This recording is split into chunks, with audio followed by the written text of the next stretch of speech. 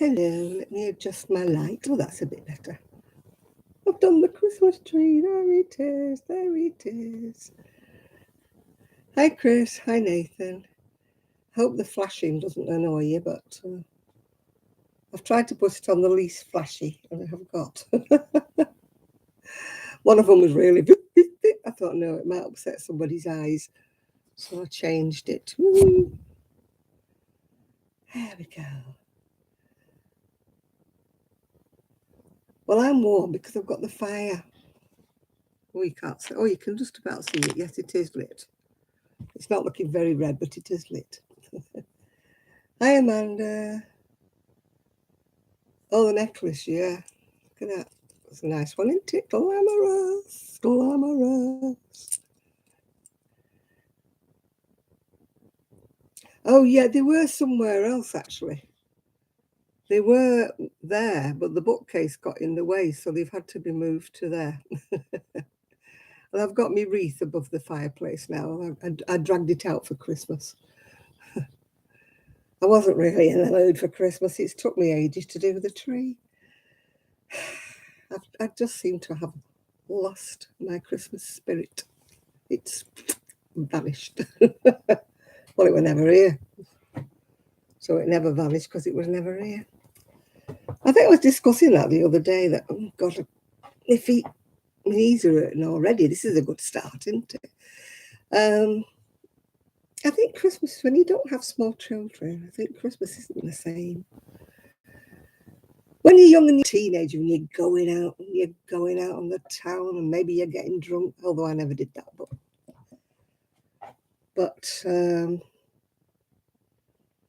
at my time of life, it's just like, I mean, we might see grandchildren, we may not. Well, great-grandchildren in my case, we may not. I'll undo my cardie just to prove I am wearing something underneath it.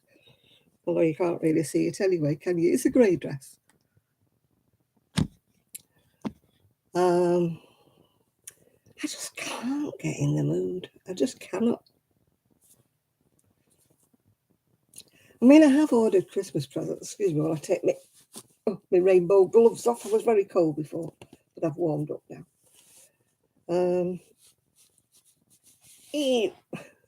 Very long gloves, obviously. No,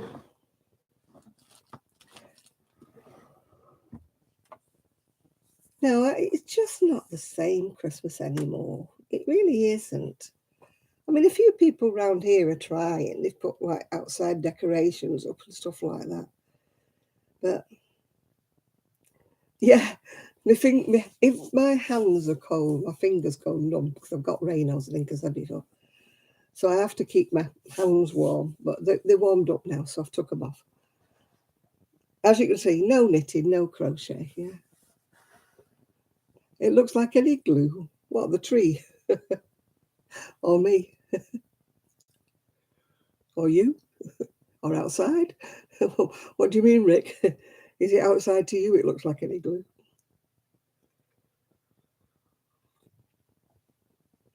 We did get a tea. Oh, the room. Oh, it feels like an igloo sometimes when I get up in the morning and the heating's not on. Oh, the colour. Oh, right. You mean the white bit? I don't know. Genie in a bottle. I'm a genie in a bottle. Hello, Jill. How are you? And how's Daddy and everybody? My son's in the wars. They both took the dogs out. And he came back in and I thought, he doesn't look right. He's like, uh.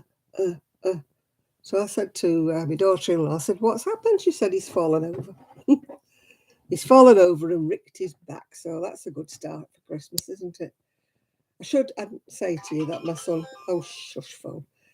My son is very prone to back injuries. He's had a back injury years ago, and every time he falls or does anything, he pulls his back out. Yeah. So, I'm just hoping he'll be right. He's not working. He's not working till Tuesday, so he's got time to. I did offer him some of that gel stuff, that you rub on and that, but no. You know, me, if I do anything, it's like, give me the painkillers, give me the gel. I'm not that brave. I'll take all the help I can get. But no, my son is going to be a martyr. He's going to tough it out. Well, hello there, Ben. Hello, stranger. You're right there. Hello. Are you off work today, or have you just finished now? Because it's a bit cold, isn't it, out there? A bit cold to be anybody riding the fun fair. I'm not doing bad at all. You know, the usual moans and groans for winter, but apart from that, I'm fine. You know. You've not been at work? Oh, dear. Hope you've not been ill. It snowed a tiny bit here. But, you know, that is rare because we're so close to the sea. Apparently, the salt in the air keeps the snow away. But we did get about that much. Yeah. Yeah. It was like we opened the curtains. It was like, oh, snow. But it didn't last long. It went into frost kind of thing. Yeah. You got a terrible cough. Touch wood, mine's just about disappearing. They keep bombarding me, you know, to have me other COVID injection, and I keep saying no, thank you. Yeah, no, thank you. You slipped this morning in the car park. You was out too early to have your flu jab. Well, I hope you went and had it done after that, after you cut your knee. Should have gotten the nurse to patch you up while you were in there. Dad's good, getting his Christmas cards out today. Oh, gosh. Better than me. I haven't sent one at all. I haven't sent any. I've got some. They're still in their envelopes. I haven't even opened them. I'm just not in the Christmas mood. I've got nowhere to put them. I've no sideboard or anywhere to put them on. And I don't want to stick them with sellotape all over everywhere because it's a mess to get it off again, isn't it? You're scraping it there with a razor blade, trying to get the sticky off your windows.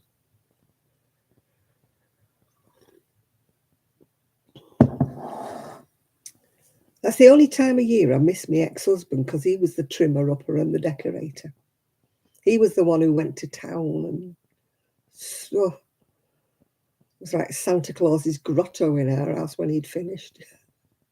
He said he was doing it for Arian, but Arian couldn't have cared less when he got older. It's different when they're little, isn't it? Because they're excited about the balloons going up and the trimming going up. Oh, gosh, we used to have glittery chains all across the house. Boy, oh boy, did he trim up, yeah. Well, good evening, Shad. How are you doing? Yeah, look at my necklace. Chris was just saying he hoped Shad came in to see my necklace. eBay special, of course, as usual, yeah.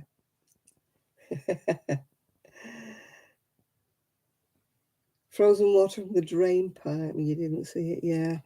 Some of the people on where I lived before, I'm still on their WhatsApp group because I'm nosy. So I'm still on their WhatsApp group. And they've had -14 in Prestwich.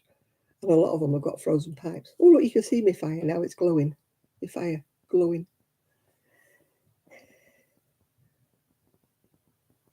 Yeah. Our Christmas is going to be the three of us, I think. We are having visitors tomorrow, but it's my step-grandson. It's his birthday. So they've asked me, will I look after the doggies tomorrow because they're going out for a meal. So he doesn't know anything about it yet, apparently. His girlfriend's bringing him over, yeah. Yeah, it's glowing purple. I like my purple.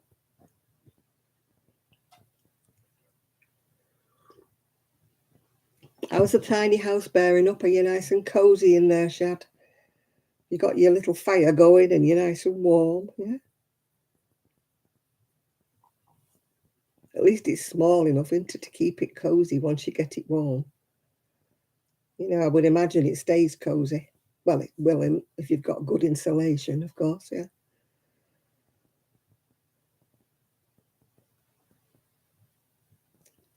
Oh, a root canal. Oh, I'd rather have a root canal, to be honest with you, Joe, rather than a filling. When they stick that needle in. I don't like it when they stick that needle in. I've had a couple of bad experiences where they stuck the needle in the wrong place and, not nice.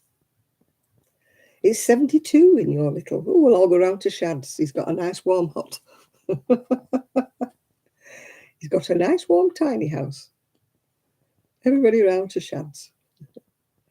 Yeah, -14 it was in Prestwich. It was -4 here, I think, which is quite good when you consider we're close to the sea and we get all those really freezing cold winds, yeah. I mean, I was daft enough to go out on Thursday. I went out on Wednesday, but it wasn't as bad because I got picked up at the door and dropped off at the door. And the hotel we went to for the Christmas meal was nice and warm, yeah. But you know, when you get a compere that does the bingo, I hate bingo, hate it, does the bingo and does the singing, and he really loves himself, you know. He was like a little leprechaun. He was only tiny. And he had this glitter waistcoat on, and he was, he really loved himself. And I was like, oh, he's such a prat, you know. I don't think I was in the mood. When bingo was going on, I went into the foyer out of the way, but I could still hear it. That's the trouble. It was booming out. And all the old dears that were, at this Christmas dinner, they were all joining in. I don't know the lingo, but you know the lingo when they say a number and they say something else like, and they were going quack, quack, and oh, God. I'm like, take me home. The tram kept going past me outside the hotel, and I kept thinking, will they miss me? Will they miss me if I get on the tram and go home? But then if I'd have got on the tram to go home, I'd have had a long walk, which I couldn't have done, to get from the tram stop to my house. Yeah. So even if I'd have decided to go home, and there wasn't anybody to pick me up because my son was working that day. So it's great. Anybody else like bingo? I loathe it with a passion. I really loathe it. I don't know what you call it in America, whether you call it bingo or lotto or housey or what you call it. I don't know. But I loathe it with a passion. Ooh. I always have done. When my friends used to say, we're going to the bingo hall, do you want to come? I'm like, no, I do not want to come. Oh, it's not the noisiness, it's the banal stupidity of it all. Shouting out numbers and somebody going, house, I've got a full house. I'm like, ooh.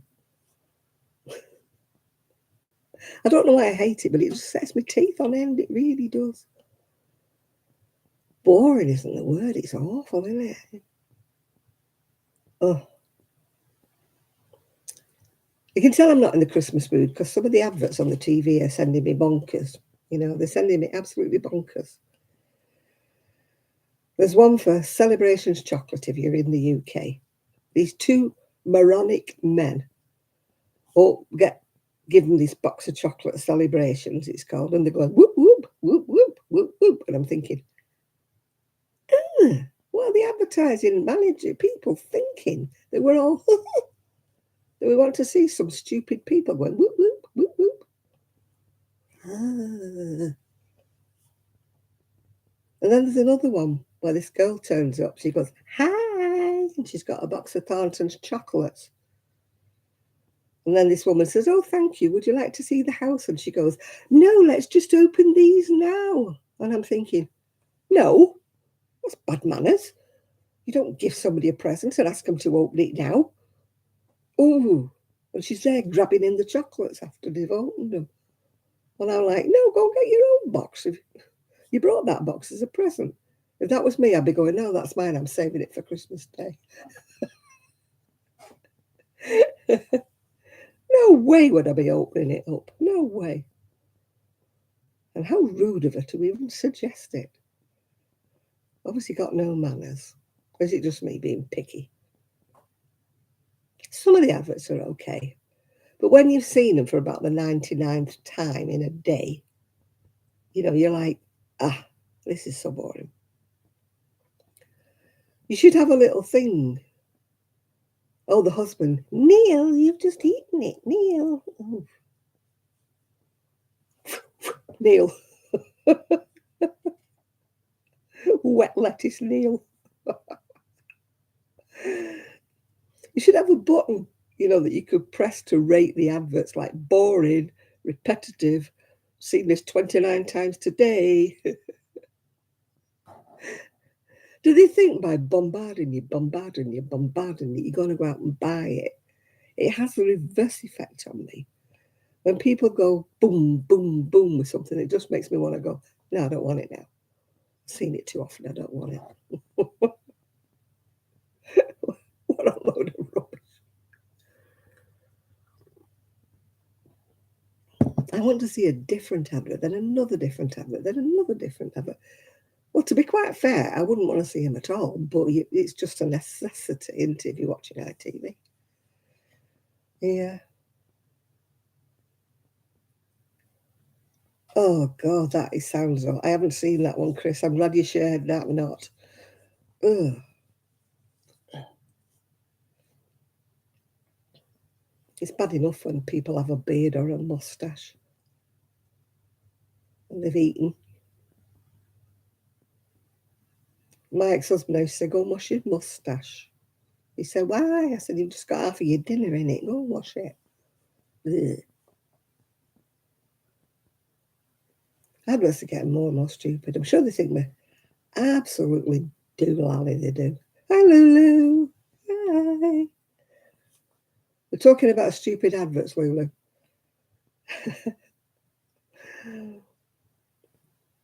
You know, the sort of... I think the more basic an advert is, the better it is, really. Just show the product.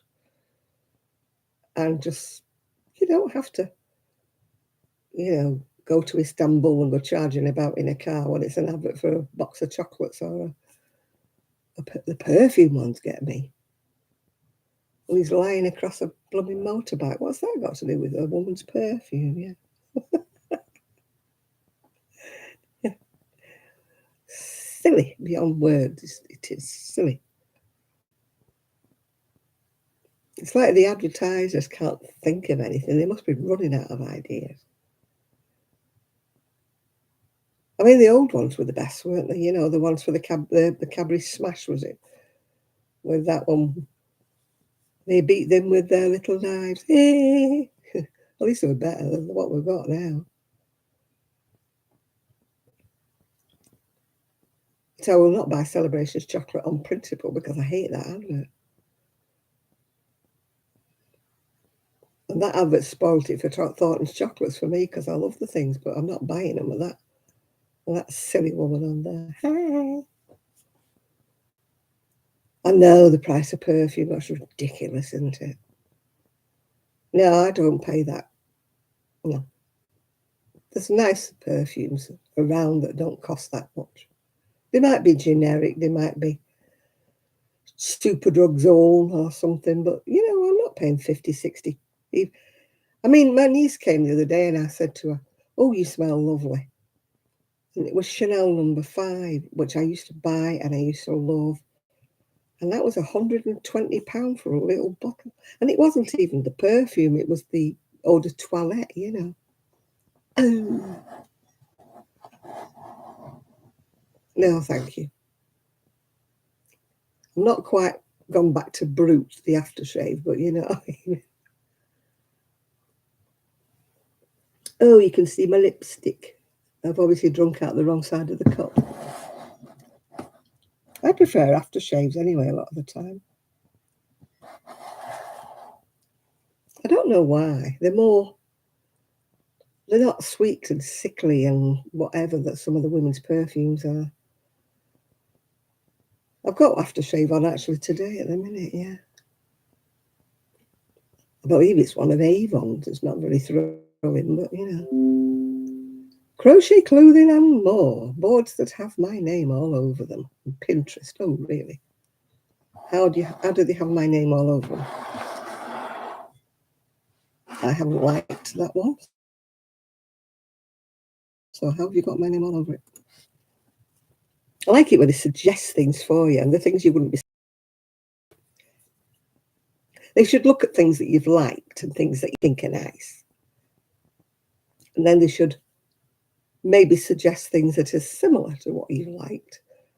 But when they show you something absolutely ridiculous and nothing like what you've ever liked in your life, and they say, we recommend this for you to like.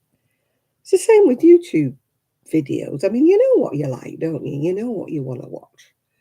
But when they suddenly throw one in that's like gaming or trains or something, you've never watched anything to do with gaming or trains, and you think, why have you recommended that? Go and watch this one.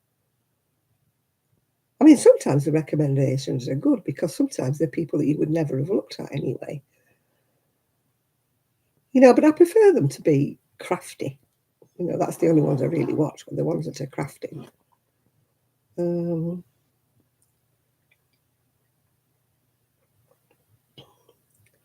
really into the vlogmases on some people.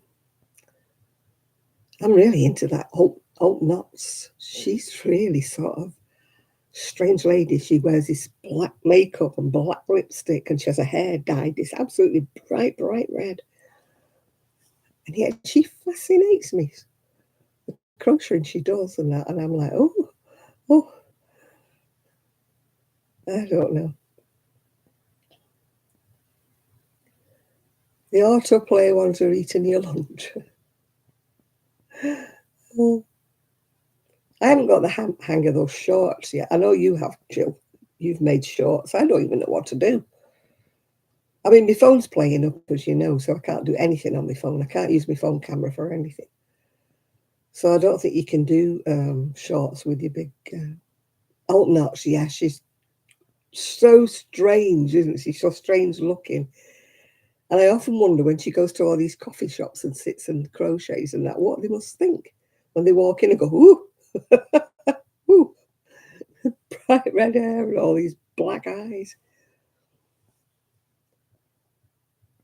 I would love to have the courage to be as different as she is. I don't mean like her, but as different, to be as different as I want to be. I would love to have the courage to be as different as that. Yeah.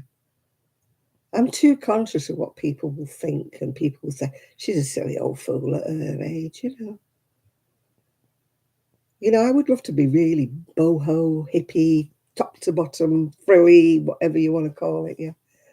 But then my other, you know, my son and my daughter would think, well, she's gone do lally. She's gone crazy. And even my friends would probably think, what's she got on now? Yeah. It's like when I was working.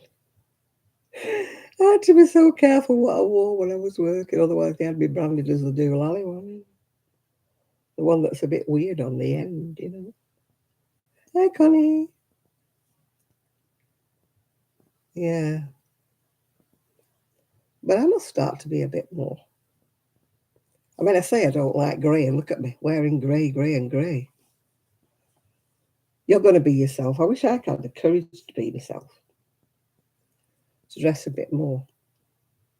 I mean, I just bought a beautiful skirt. I haven't decided what I'm going to wear with it yet. But it's like a wine-coloured velvet, and on every tier it's got gold sequins. Can't wait to wear it at Christmas. But I don't know which top I'm going to wear. I don't have a top, so that means I'm going to have to look and buy another top now. Oh, plus it's getting a bit near to Christmas to get things delivered, isn't it? And we've got one clothing shop in Cleveland, but they've gone under, M&Co. They're selling everything off because they're in receivership or something. So that's our one clothing shop in Cleveland. Gone.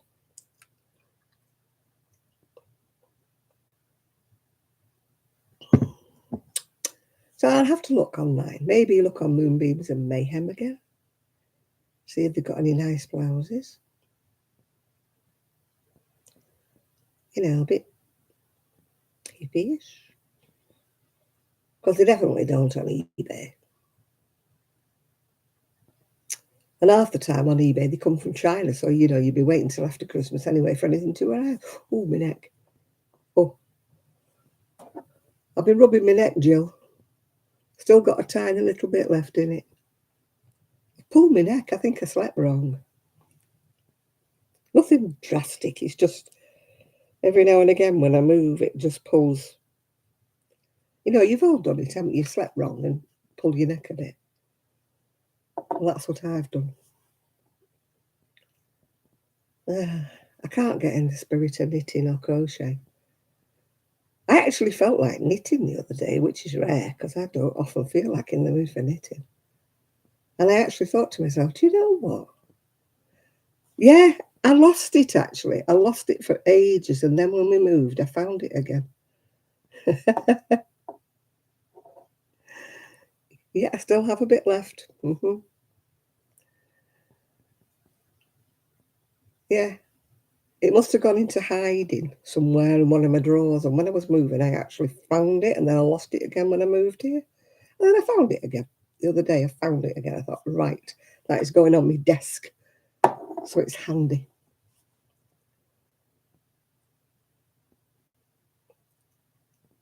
Yeah. I'm always sleeping. I'm looking for a physiotherapist and there's none around here. None. As I got told, it's a depressed area. Nobody's got the money for it. I'm sure it's not that bad. I'm sure there must be somebody who wants to pay for a physiotherapist. I can't believe that there's nobody in Fleetwood or Cleveland that wants to pay for a physiotherapist or an osteopath or whatever. Hey, don't tell me I've got to go back to Manchester. I was talking the other day with a friend of mine. She moved up from London. And we were both saying the same thing. We don't feel as though our hearts are here. We live here and we are here. But my heart's not here. This is not my hometown. If anybody said, where do you come from? I would say Manchester, you know, because I just, well, I was in Manchester for 52 years and it's a long time. You get into the way of the life there, don't you? The way of everything there. Am I ready for Christmas? I'm not at all, Connie. I've not done anything. Yeah. You sorted out your cart. I need to sort my cupboards out. Oh, I can't move my neck that way. Oh, oh, oh. I need to sort the shed out, but it's too flipping cold. What's grey, not blue? My wallpaper, no, it's actually, what would you call it? This looks blue on camera, but it's actually green. What do you call it? It's like a peacock greeny colour. We got a little bit of snow on Monday, I think it was, or Sunday. Monday, I think. A little bit of snow. It stayed on the ground like ice for a few days, and then it just vanished. It's gone. We didn't get snow, like snow. We didn't get any of that. I mean, last year we didn't get any at all. Just got a bit of ice. Apparently, Fleetwood is not renowned for its snow. Where I used to live, I told you I'm nosy. I'm still on the WhatsApp group. It's like that on a hill. I used to live on a hill. I lived at the top, but whichever way I had to go out, I had to go down and then up again to get to the village. And of course, everybody's sliding around and cars can't go out and that. And I'm like, well, that's one reason why I didn't want to stay there, because I used to be stuck in if it was anything to do with ice and snow. And believe me, we've been iced in that house many, many times in the past. Because nobody ever used to grit. They never came round with a gritter. You know, it's like we didn't pay the rates or anything, yeah. How to shape a cardigan. Oh, my way of doing things, Jill, is used to lay a cardigan on the table that fitted me. Could be a bought one, could be anything.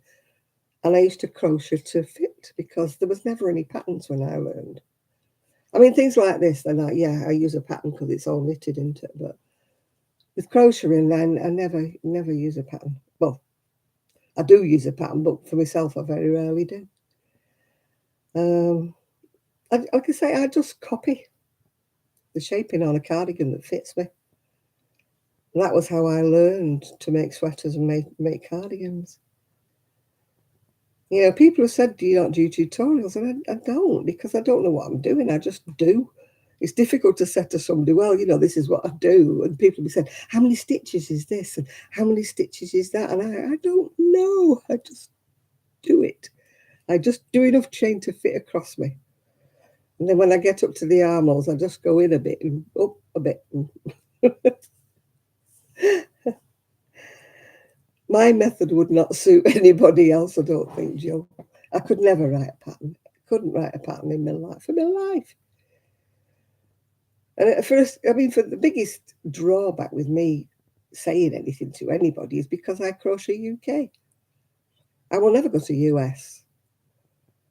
And I think that's why I don't like following patterns, because I'm like, oh, what's a double crochet? Is that a treble? Or what the hell is it? Yeah. You know. I mean, when you've learned to crochet one way for about 50 years, you know, and then suddenly all the books are American, and you've suddenly got to start thinking, do they mean a treble?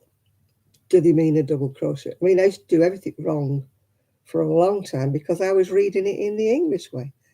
And of course, my sweaters wouldn't turn out anything like they were supposed to, because I was reading double crochet as our double crochet. And I was reading trebles as our trebles, and they were triple trebles or something weird, or double trebles or something. I just don't understand.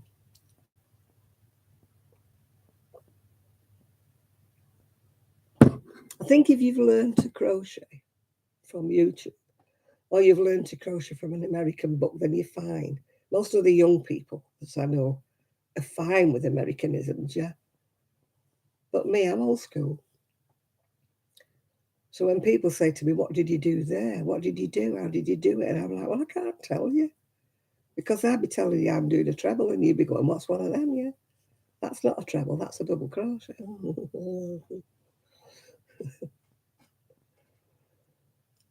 I would get so tangled up in my words that, I mean, I watch Crochet Rocks doing it sometimes, Tracy. Sometimes she'll get it right and sometimes she'll say it wrong. You get into trouble all the time, do you? Yeah, I get in trouble all the time. My mother used to say trouble was my middle name when I was little. I can't leave you a minute. She just said, hiya there. Hello, Lizzie. She used to say, I can't leave you for a minute, my mother used to say, because you're always got your fingers in something sticky and dirty. And oh, she'd get me all dressed up. We'd be going out, you know, posh frock on, nice shoes, nice socks. And she said, I don't take my eyes off you for a minute. And then when I look again, you're dirty. What do you do? I said, I don't know. She said, you go and find it, don't you? Find dirt wherever you go. I guess I was a bit of a tomboy. I was never destined to have anything pretty. Not that my mother ever bought me anything pretty. She never did. But I think I mentioned before, I used to love me cousins' hand-me-downs, because her mum used to buy her party frocks. I never had party frocks unless they got handed down from our Jean. And my mother would go, they're totally unsuitable. You can't wear those every day. And I'm like, why not? They're frilly. They've got flowers on, they're frilly.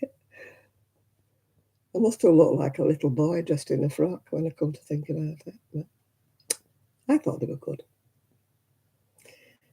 Maybe that's where I got my love of frills from. The dresses that my cousin Jean used to hand down to me. Maybe that's where I got my love of frills. But I'm not feminine frills. I'm definitely not, you know, girly, flowery frills, you know, like flouncy, organza, whatever it's called, organdy, I used to call it. I'm not one of them kind of frilly women, you know, like somebody that lives, you know, like South America, what do they call it? From the south, you know, like gone with the wind. I'm not one of them kind of women. I'm getting hot now. I've been cold all day and now I'm getting hot. Oh, this cardigan's got tight sleeves. Oh, look at me, showing all my underwear off. I can't, when I've got a long sleeve dress on, I can't get me. Ah, that's better. Oh, it clings to me. It clings to me cardigan, my dress, I mean. I can't get it off. That's better. I didn't buy this dress, by the way. I think my cousins bought it me. Otherwise, it wouldn't have been grey. No, it was my sister-in-law bought it me. I would have picked a red one. But she picked me a grey one. It's a nice dress, but I rarely wear it because of the colour.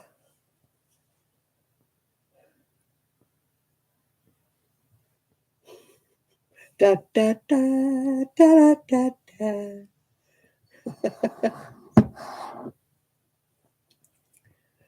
Oh dear.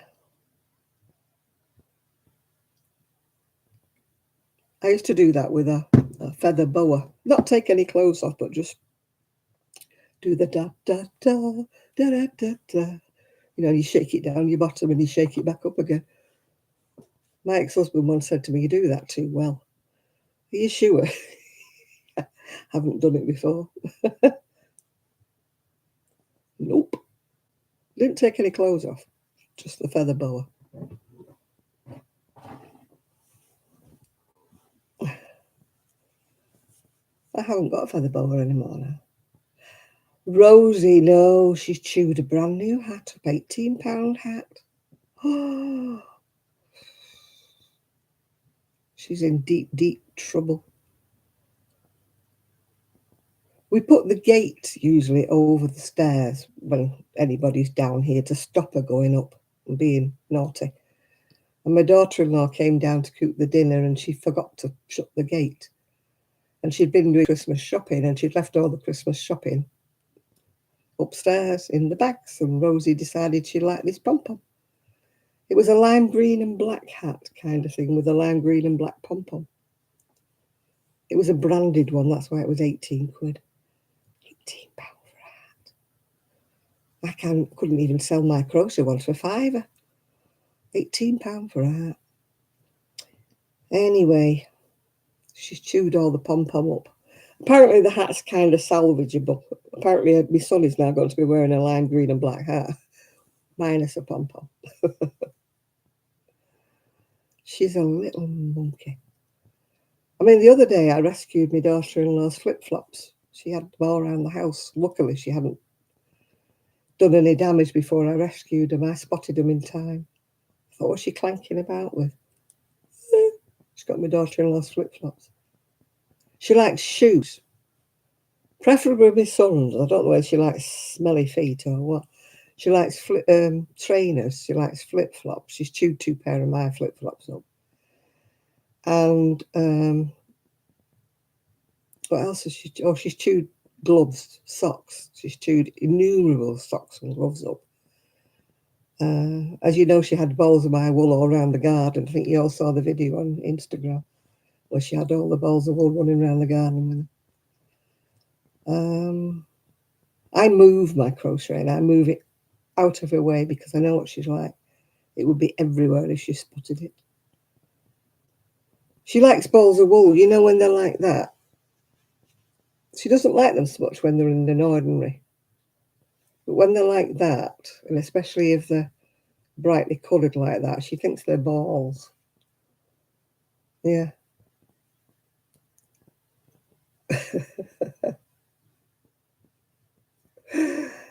She's got a collar with like a little bone on with her name. And don't ask me how, but my daughter-in-law had the wrong postcode on it. So if she does get lost, she'll be going somewhere else. Yeah, my Buster, he used to just chew tennis balls. He used to annihilate, all the fluff off a tennis ball. And then when they get the fluff off, the modern tennis balls are in two halves. And then he didn't like that. And funny enough, the dog we lost when we were here at first, Poppy, she used to chew tennis balls. Rosie chews anything and everything. And she likes empty water bottles, the plastic water bottles. She chomps them to pieces, absolutely chomps them to bits. She gets hold of one of them. Now the little one doesn't. The little one doesn't chew anything. Yeah, Rosie chews wood as well. She gets wood out of the, out of the burner thing. I've got coal on there. That's why it's going blue. She gets the wood out the wood basket and chews it all up. She's a pain. I think the main thing with Trixie is she's not big enough to get into any trouble, although she does.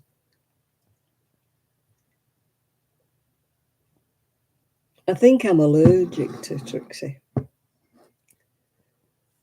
They went out yesterday, Christmas shopping, and she was on my knee, and then when I moved, she went on the chair. And then when I sat on the chair, all my back started itching. It was itchy, itchy, itchy. When I went to bed last night, I had to take antihistamine.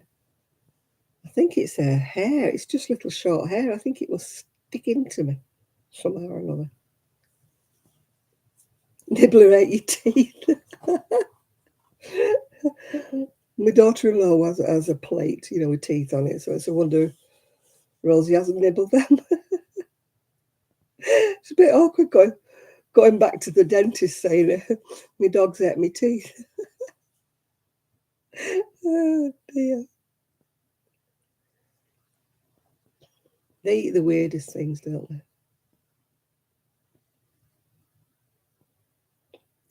So, no, so far, I mean, she's a little monkey, the little one. You can let her out.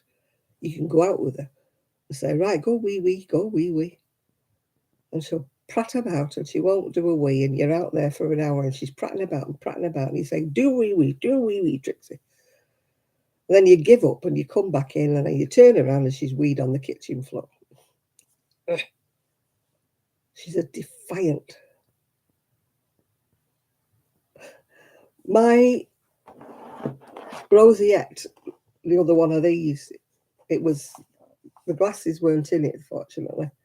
I had to buy a new one of these. She had the, take a leak. Yeah, she takes a leak in the middle of the kitchen floor after we've had her out for an hour. Yeah. Mind you, I have lost a pair of glasses when I first came here. I mean, admittedly, they wouldn't be any good now because I've had my cataracts done and I've had my eyes, but I've never found my glasses, ever found my glasses. Yeah. These are my Kylie Minogue ones, but why the hell are Kylie Minogue? They're just glasses, aren't they? They're not Kylie Minogue at all. What are the X with them? Fancy. Kylie Minogue, my eyelash. But I'd left the case and she decided she liked it, so she chewed it all up. So I keep that well out of her way now. Yeah, it's very sparkly. Yeah, I had to buy a new one because the one I got given with the glasses got eaten.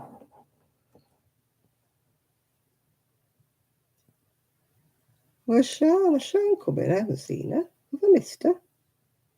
Oh, hiya, Sean. I didn't see you then. My eyes, gone. Oh, dear. How are you doing, Sean? How's the little one? Is he still poorly? Is he still in bed? Is he still poorly? Everybody's getting all these coughs, colds, flus, and God knows what. As I say, I'm not going for that COVID injection. I've decided I'm not going. They keep sending me, you haven't been. Yeah, and I'm not going either.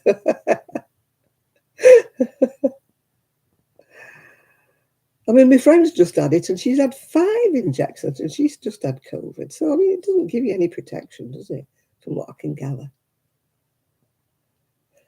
So why should I make myself ill? I mean, I had that cough for months, if you remember. I could not get rid of that cough. And that was after the 3rd injection.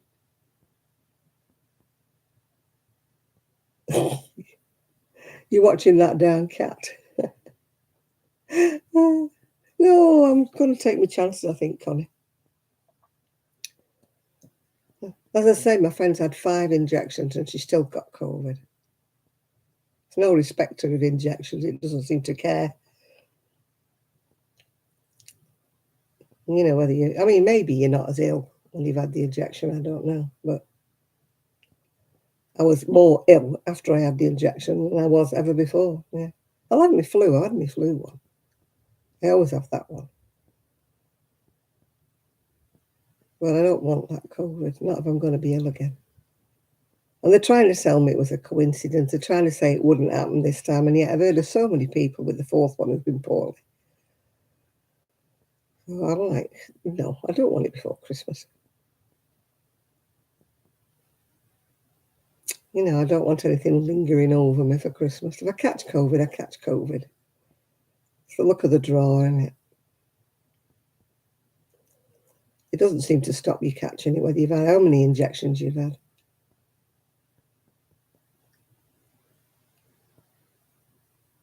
Yeah, well, my friend's had 5, Rick. She's had 5 injections and she still caught COVID.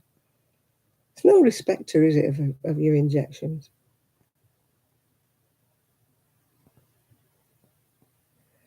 Oh, I've been told I'm supposed to be having number 4 and number 5, but catch me if you can, Sean. Oh, my neck. Oh, God, I must have slept funny. I've not done anything else to my neck. I've slept funny on it. I'm sure it'll be right in a bit. I'm sure it'll relax. It's like a muscle spasm. Nothing serious. My neck's not going to fall off or anything like that. It's just when I move a certain way, it goes.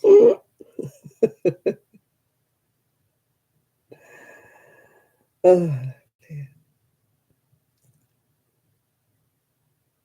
No, my friend with the 5 injections, she was quite poorly for a week. So she was saying, why did I have 5 injections to feel this bad? Who knows?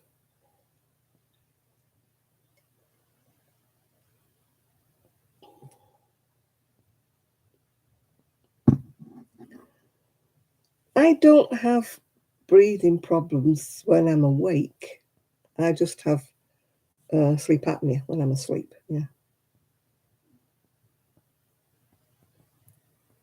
Oh, God. Don't you feel like a pincushion sometimes, Sean, where they keep saying, you need this, you need that? Hiya, Jane. You've not missed a lot. No, we're talking about COVID injections and we're talking about stupid adverts on the telly.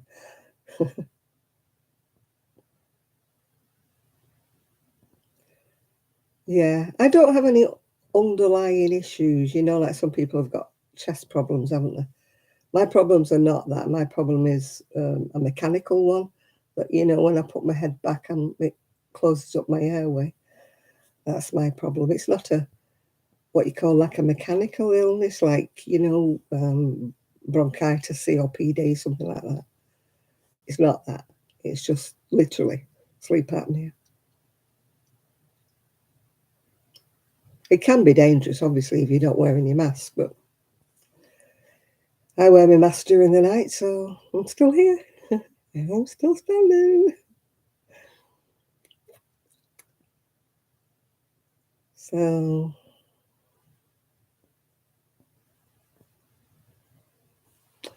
I've got one. Yeah, I've got mine. Where's it gone?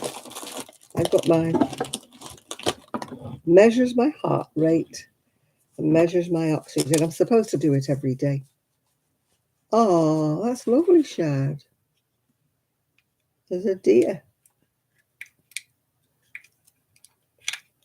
Hang on, that way. I've got one of those. I'm supposed to measure my oxygen. Oh, look at that.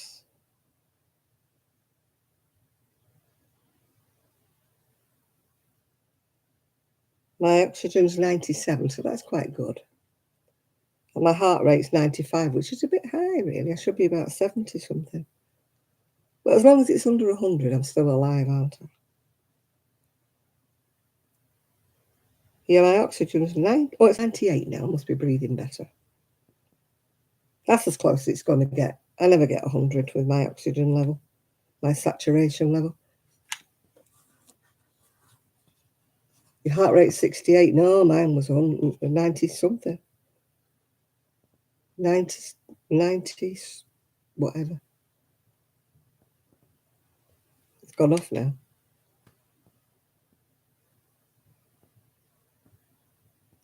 Measuring, measuring, measuring.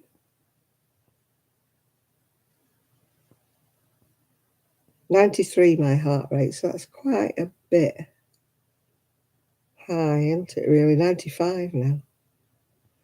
It's telling me my oxygen rate is 100, so I must have been breathing while I've been doing this. My heart rate's always in the high 80s or 90s. I think it's something to do with your age group. You know, if you're a certain age group, you're a lot younger than me, Rick, so yours should be a lot lower, yeah.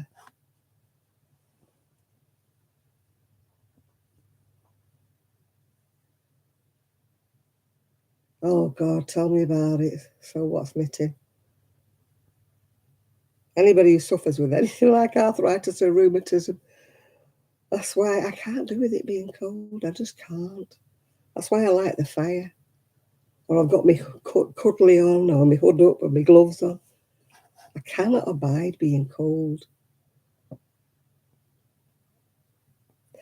Did I get a Fitbit? No, I bought a cheap one time, but it didn't work that well, and I could never charge it up properly, so I gave up. Yeah.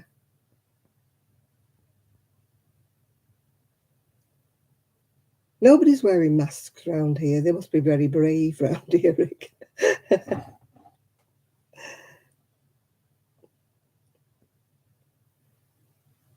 I can't do cold now. My nose goes dead. That's why I've got that hat, that comes over here. I was showing it to my friend, and she goes, "Where did you get it? I want one." I want one. It's got a thing across here. And when I wear my goggles, me, you can't see anything of me at all. It tickles me that people say hello. I don't know whether they can tell if I'm a man, a woman, alien, or what. I mean, you can't see anything of me.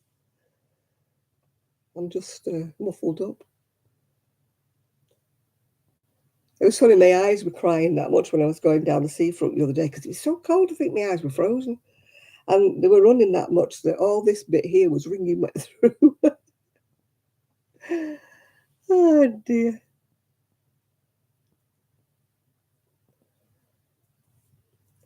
Yeah, most people, they're not saying we have to isolate now in the UK. Like we had to isolate for about 10 days and not go near anybody. I mean, now they've dropped it to about 3 days or something.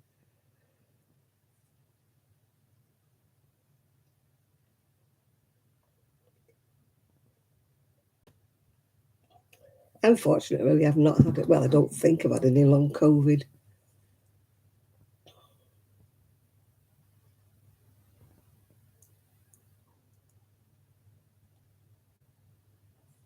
You hate the cold. Yeah, I'm not kidding, Jane. I hate the cold too.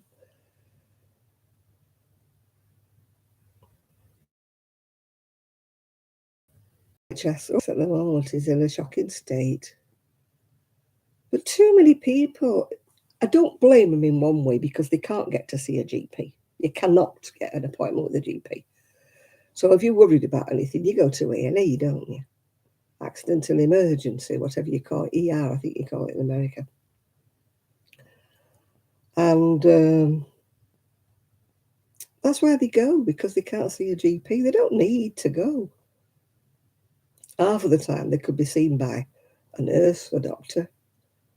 They just want reassurance about something, you know. Even a nurse practitioner can, you know, prescribe minor things like antibiotics and stuff. But people will go to A&E and clog it all up. And the problem is, there isn't the staff. There isn't the money. Well, there isn't in England anyway. It's vastly understaffed, underpaid, under whatever. Yeah. Yeah, we have a walk-in centre, which I suppose is something like your urgent care. It's like an emergency doctor if you can't get a doctor's appointment. I mean, I have been there one time and they were absolutely brilliant. They were much better than my GP. But I would try not to go to accident and emergency unless my leg were hanging off or something. I've only been to A&E very few times in my lifetime, actually.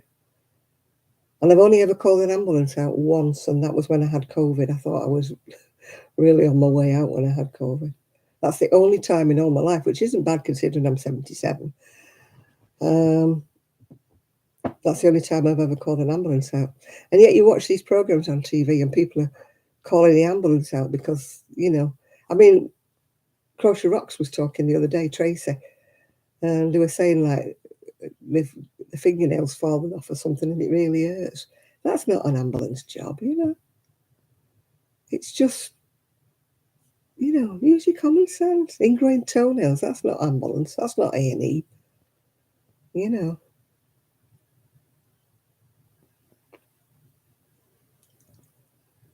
I think they should have more nurse practitioners, when you have something and you're not sure if you've got tonsillitis or you're not sure if you've got something, I think a nurse or a pharmacist or anything would reassure you. If he could prescribe like antibiotics or the right kind of pills and that, you wouldn't need to go and see the GP or the accident and emergency, you wouldn't need to.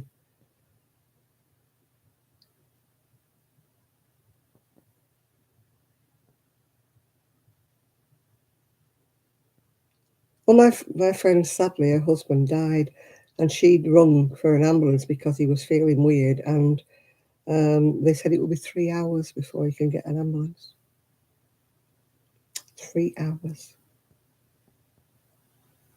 I mean, I don't know what he passed away with. I don't know whether he had a heart attack or what he had, but 3 hours for an ambulance.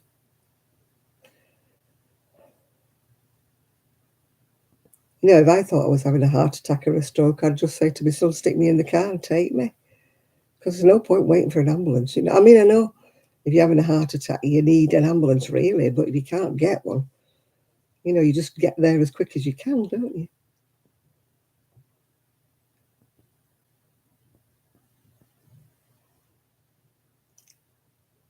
I usually avoid ERs unless I have to because it's about a 10-hour wait these days. It's 10. A friend of mine had to go in because she thought she was having a heart attack because it turned out she had a very bad chest infection.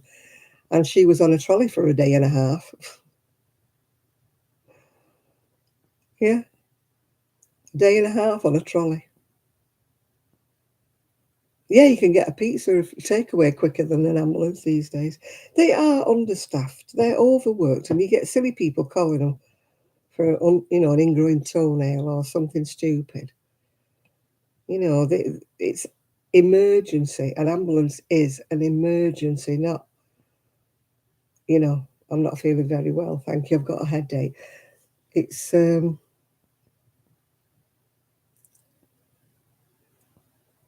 yeah, it has to be something chronic really to want an ambulance, don't you? Sharon Osbourne's been rushed to hospital. Why, has her facelift failed or something? She's had another facelift, hasn't she? It looks horrible. She looks like she's been in a wind tunnel. Where do they muck about with themselves?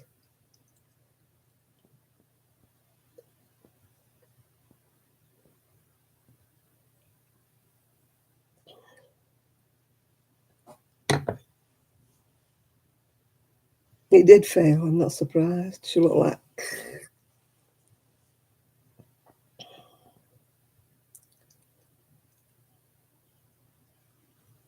Why? Look at there's only so much skin you can stretch, isn't there? You know, when you get to the stage where it won't stretch anymore, for goodness sake. I can understand them having one facelift, but leave it alone after that. Don't keep having more. Because what's going to happen is your eyes are going to go like that, aren't they? And your face is, oh. You'd have to just put up with mine looking baggy, I'm afraid, because if I had all the money in the world, I wouldn't have a facelift. I might have spent money on a makeup artist to make me look a bit better, but I wouldn't have a facelift. No. You know, with my look, I'd come out looking worse than I went in, you know. No.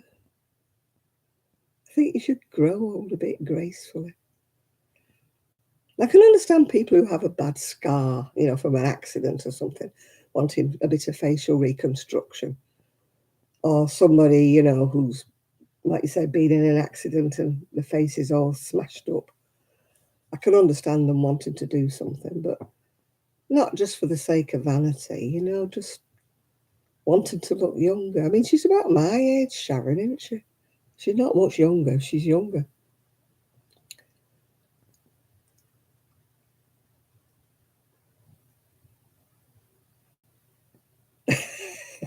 Look at mine. Mine's got more crepe in it than a crepe house. We just have to accept it. Look at the state of that, yeah. Just start wearing polo necks, Joe. Why do you think I wear a necklace? I try and get one that goes over the crepey bit. Yeah.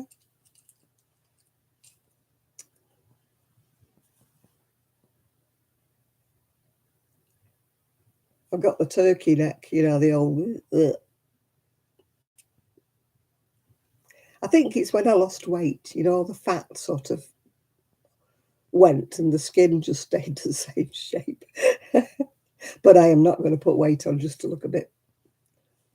I mean, I definitely lost it here in the cheeks. You know, you lose your, as you get older, you lose your elasticity or whatever you want to call it. Yeah.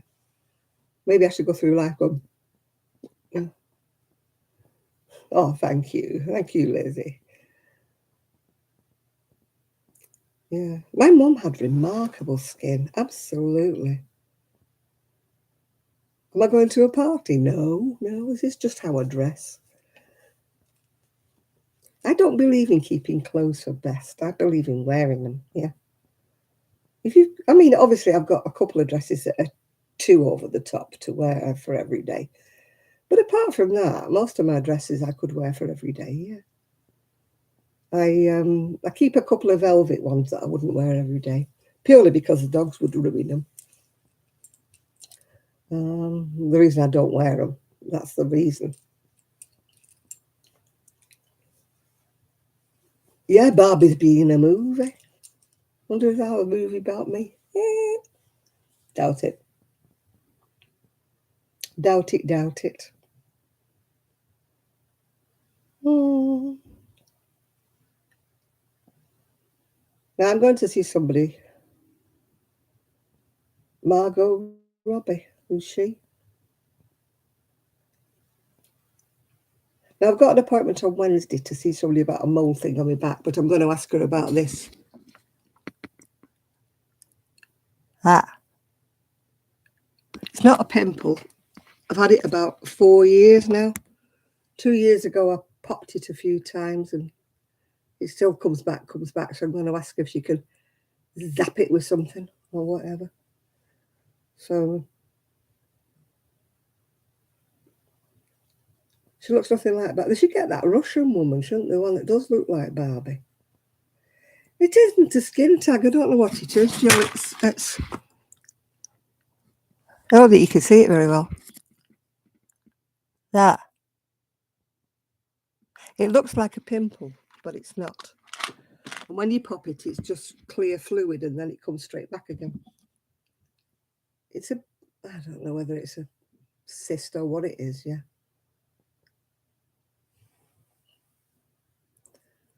No, I've had a skin tag, little round thing in the middle of my back. It's no bigger than the end of that, really. No bigger than that. And I've had it for about 30 years. And it's colourless, but it's itchy as anything, and it is driving me bonkers.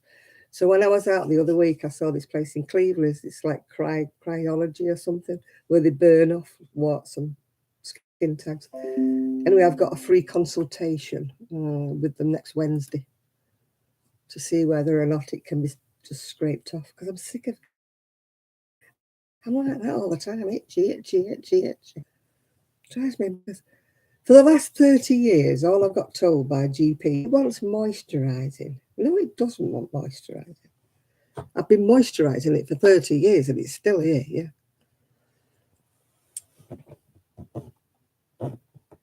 It's a bit of dry skin. Can I get a style? I don't know. It's just what I don't know what it is, Jill.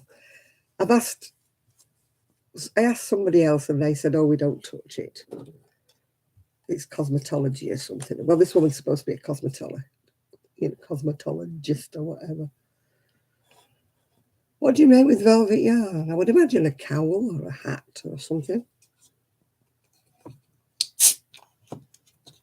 Teddy bear, if you're into toys, which I can't make. You know I can't make toys. I'm going to have my Fanta. Oh, I have to stop taking my tablets. Those new tablets they gave me. I had too many side effects, so I had to stop taking them. So now they're saying they'll leave me till, I think it's February or March, and if my blood sugars are no better, they're going to put me on insulin. Don't want to do that.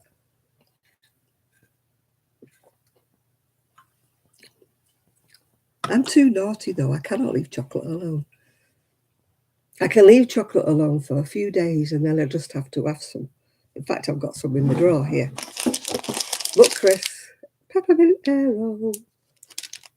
Yeah, Fanta. It's orange. It's zero sugar. It's just a fizzy orange drink, but it's zero sugar.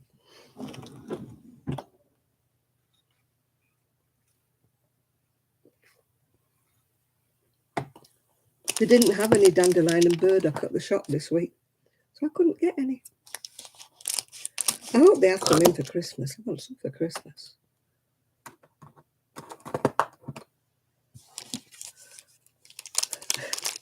You've got habits that annoy you, have you? We haven't had the one to Fanta. In fact, I don't think I've seen many adverts.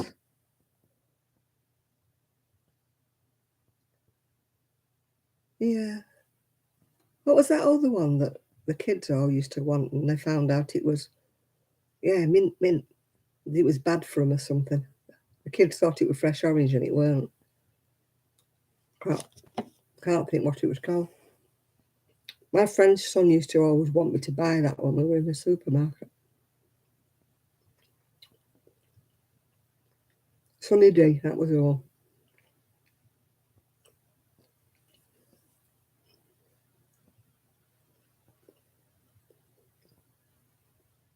Have you seen the one for Father Christmas?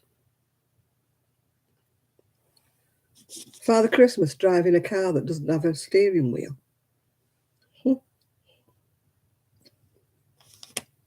Sunny D was good, but it wasn't good for you.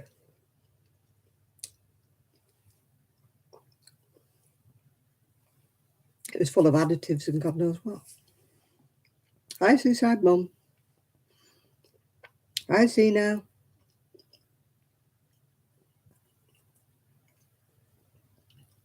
Yeah, there's a new advert for a rather dishy Father Christmas, actually, I must say. And he gets in this car. And, I mean, what that got to do with Father Christmas, why he would drive a car, I don't know. Especially not a racy car like that. I just look at the man thinking, oh, he's rather dishy.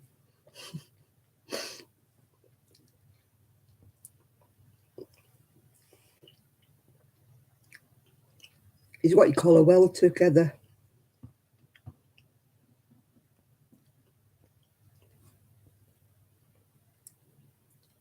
something about that, Jane, going down a hook, unless she's crocheting slack with it. It does look better when it's tighter.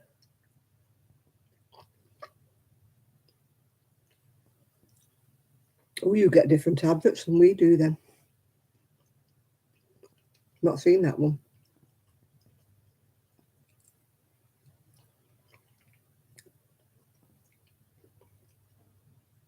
All of our adverts have got drink responsibly written underneath it.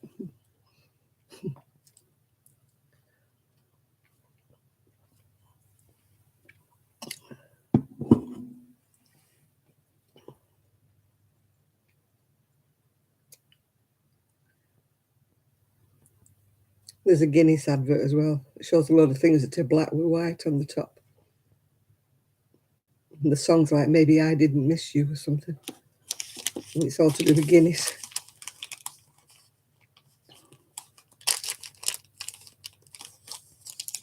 Oh, Shan's the one with the Japanese adverts.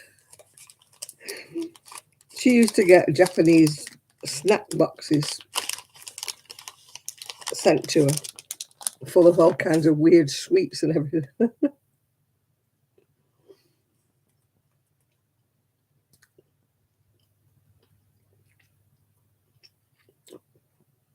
With them all being in Japanese, she never knew whether she was going to taste sweet or savoury, or a lot of things tasted of fish.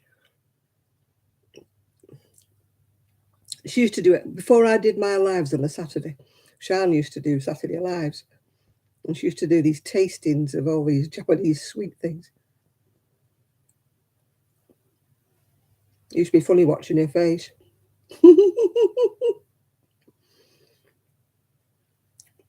Trying to read the Japanese instructions on whether you put milk in them or water in them and stir them around or what the heck you were doing. The best one was the one that looked like a pair of pink boobs.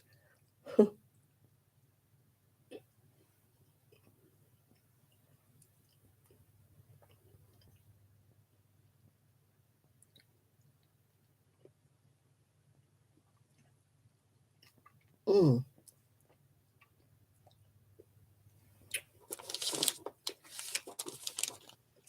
This chocolate is it's gooey. I'm not eating any more of that.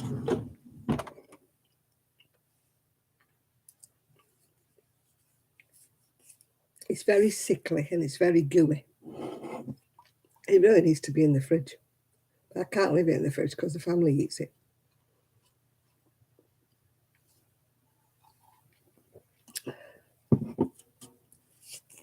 I should have a little Tupperware box saying Janet's chocolate do not touch.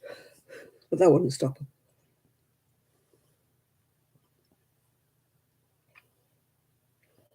Yeah, they were just like a pair of pink boobies she got in one of her package.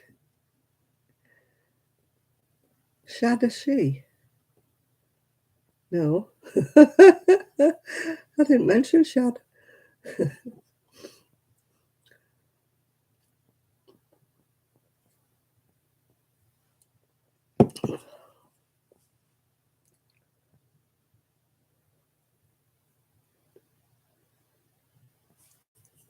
Oh, Shad's definitely not a she. Shad is definitely a he.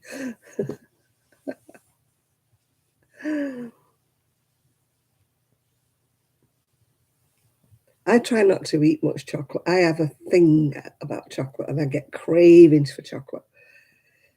But usually it's like I've eaten I've eaten 8. 2 lots of 4 of those little bumpy things, whatever they are. I've had enough now. I don't want it anymore. I just have this urge, I need it, yeah.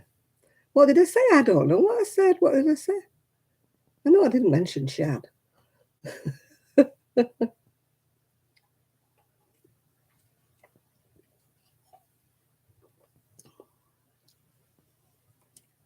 It must be my accent, Jane, that you thought I said something I didn't. I can't even remember. What would I have said? Did anybody remember what I said?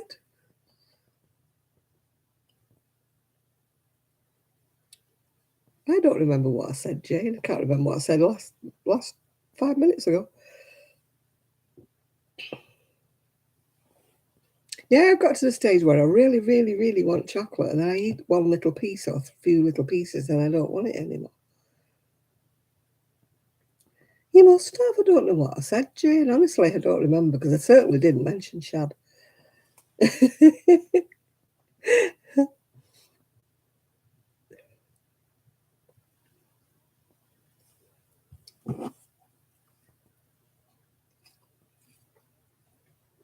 I have that kind of accent that not a lot of people understand.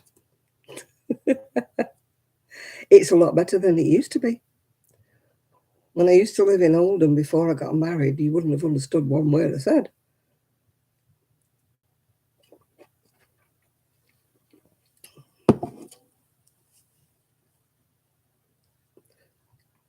I said Sean did lives. Ah, Sean. I didn't say Shad, I said Sean. Yeah, Sean used to do lives before I did them. I kind of took over when Sean stopped because I did say to her, "Are you going to do any more? Because if you are, I'm not pinching your spot." Yeah, but Sean said, "No, don't. You do your lives." So that's how come I started doing lives after Sean finished. Yeah, because I always used to go on Sean's lives and watch hers. But when she became ill at first, she stopped doing them, didn't you, Sean? So yeah, it was Sean. I said, not Shad.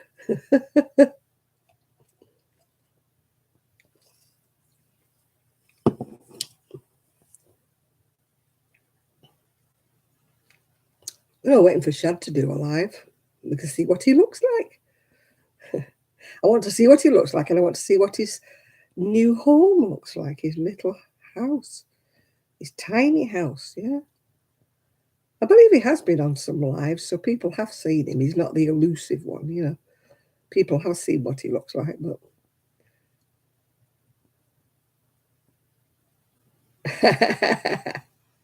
it's creeping out of retirement. You can't stay away from it for long, Sean. You can't. It's in your blood. Yeah, Shad in the shack. Yeah. Yeah, has he been on your live? Yeah, you see, I miss your lives. You're at the wrong time of day for me. I see this, like Fiber Floozy's Crime is doing a video and it'll say in 2 hours' time. And I'm going to bed and I'm thinking that'll be like 2 o'clock in the morning to me. I need a hearing aid, I tell you, Jane, honestly. The music was blaring away there on Wednesday, when we went out. And my neighbour was sat there, was talking to me. And all I could see was, I thought, I thought I'm going deaf. I'm all right unless there's music in the background. If there's music in the background. I used to watch Cribs, yeah. Man, there's a house for sale in Manchester. Oh, it's a nice part of Manchester, don't get me wrong. And it was saying like it's been for sale for ages and ages, and they've dropped it by I don't know how much money, but it's 4,250,000. It's palatial inside, but it's too much for anywhere cold weather. You'd never heat the damn thing. It had marble everywhere and stuff, and I'm thinking, oh my God, it must be freezing when you're pattering across them marble floors. Unless you've got central heating and massive, massive rooms that all went into each other. And I'm like, no, not in the Northwest.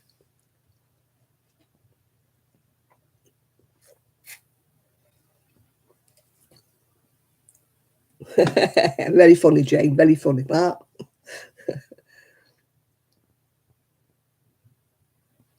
And I hate sometimes on the TV, there's certain actors and they speak very low. And if you turn the volume up, the next actor then starts to speak and it's like, and you trying to turn it back down again. Oh God, if they have too much to drink, they get louder and louder, don't they? I can't blame it on that because nobody was drinking on my table, only me. I had to ask something to drink because I don't like bingo. So I'm sorry, but I had to go and have a drink to fortify myself. And that stupid prat of a bloke that was prattling about there, loved himself. Hey, I'm a great singer. You'd need underfloor heating with a place that size. But I mean, the bill.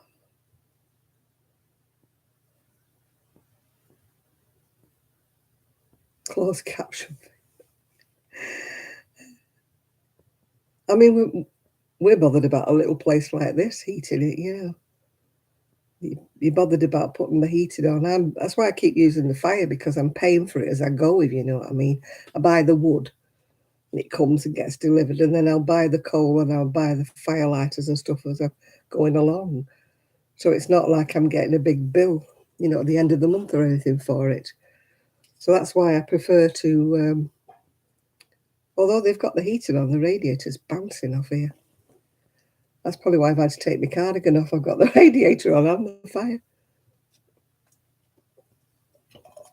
But you're afraid, aren't you, you know? I have to have a fire license.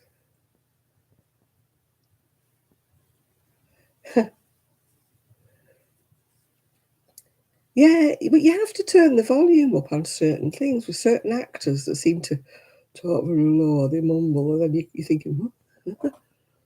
And then the next actor, usually a woman, fire lighting, yeah, that's, oh God, you're as bad as me, Chris. Come on, deaflugs. Yeah, you have to buy fire lighters to set the wood on fire to light. That's what I said, fire lighters, yeah. So I buy them as I go along. Fire lighters, sort of kindling, logs, and the smokeless coal. I buy that as I go along, so therefore I don't get a bill, yeah.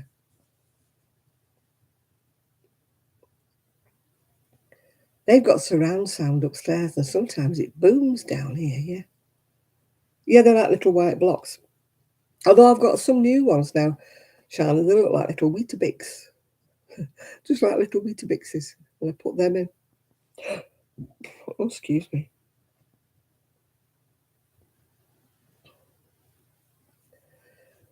Yeah, if you're paying for it as you're going along, then at least if you can't afford it, you don't have it, do you? You know, but then you get no surprise bills. Like that's the trouble. It's so easy to flick the heating on, isn't it?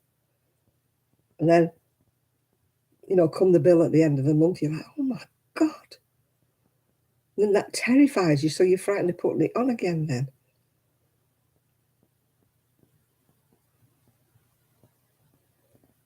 Yeah.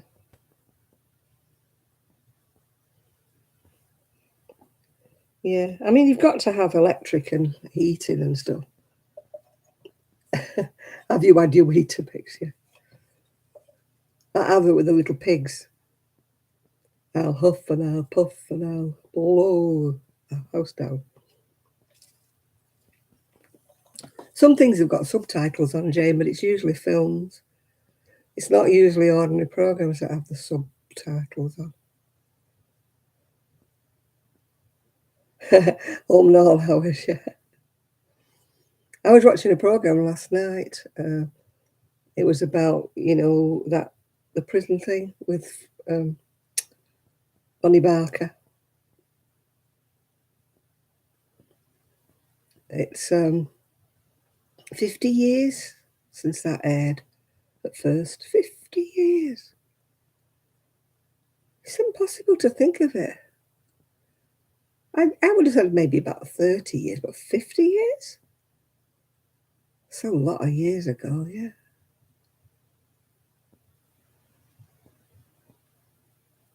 La La Land. I'm very bad at watching films. I get bored halfway through and wander off. It has to be a really good film to hold my imagination for long. I lose the will to live about halfway through.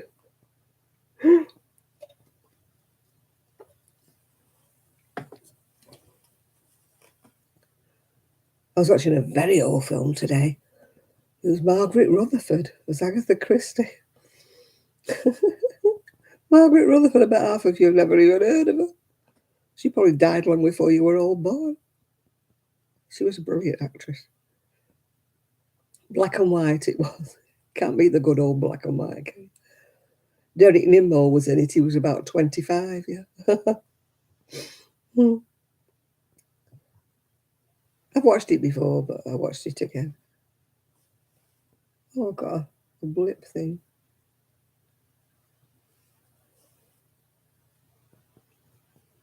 I wish I could be back on my crochet. I'm just not. I just haven't got any.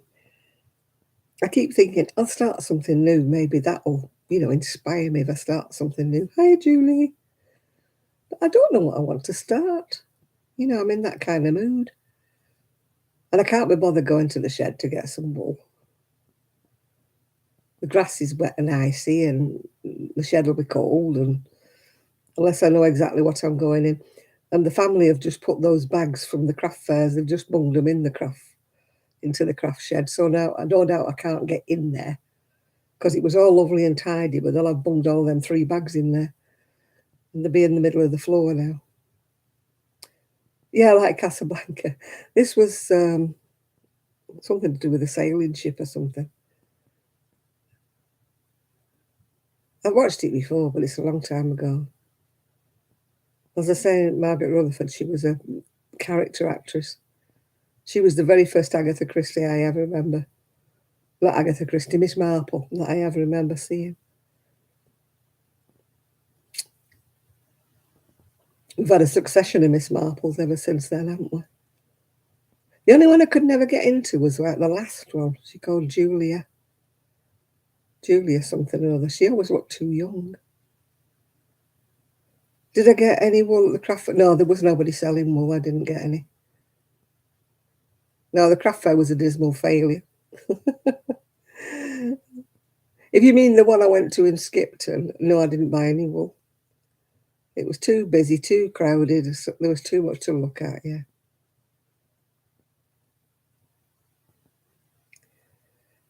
Well, the last time I was in the shed, I just sat there and listened to, who was singing? Not Julio Iglesias, Andrea Bocelli. I sat there listening to a CD of his, and I still didn't get inspired, yeah. Yeah, I've only got 15 thumbs up. Come on, people. You're forgetting me. You're forgetting me thumbs up. It's 44 people in and I've got 15 thumbs up. Come on, people. I don't usually beg, but pretty please, can you do me a thumbs up?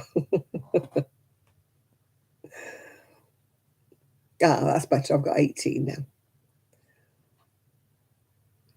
I always forget. So the first thing I do now when I'm looking at somebody's video is the first thing I do is press the thumbs up, even before I've even watched the video. I might hate the video, but I still press the thumbs up, yeah. Yeah. Oh, the dogs are here. Here we come. Hello, little one. Hello, Rosie. Hello, my Rosie. Yeah, she's in, then she's out again. It must be wee time. Yeah, I try to hit the like when I'm watching somebody's video right away. I'm so glad they've done away with the dislike. That used to pee me off, that. Because there's about 3 people used to press dislike the second my video became live. And I used to think, oh, come on, at least watch it. It was like, ping, the dislike button, ping. I watched it one time. It was 2 seconds into my video. People were pressing thumbs down. And I'm like, no, come on, be fair. If you watch my video and then you don't like it, fine. Oh, you're back again. Oh, no, it's you, little one. You're supposed to be going wee. You're supposed to be going the other way, lady. You're supposed to be going the opposite direction. Mummy's shouting you, Trixie. Mummy wants you. Mummy's shouting. Where's Mummy? Go on, where's Mummy?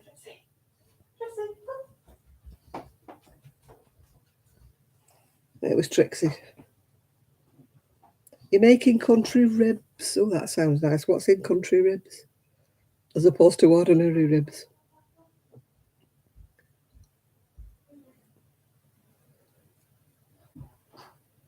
I like ribs. We had, I think they were Jamaican ribs the other day. I like ribs. I like cabbage and ribs, but I've never been able to make it properly. My mum used to do that, cabbage and ribs. At one time, though, you could get ribs anywhere now. You know, people are so posh and that they don't want ribs anymore. Or if they do, the price of them is through the roof. At one time, the butcher would nearly give you ribs because nobody ever wanted to buy ribs.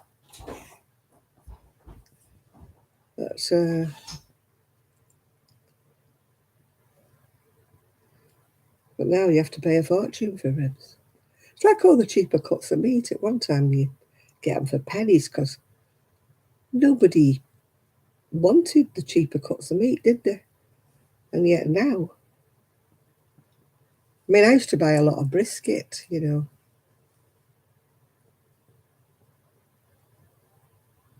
Oh, thank you, Ruth, for trying anyway. Yeah, it's, you know, you'd buy brisket or something cheaper, wouldn't you? I used to buy neck chops, lamb neck chops to make Irish stew with. You don't see them anymore. Or if you do, like, you know, they're probably twice the price they used to be. Nobody wanted the lamb neck chops because they used to be really cheap and fatty. But it used to make lovely Irish stew.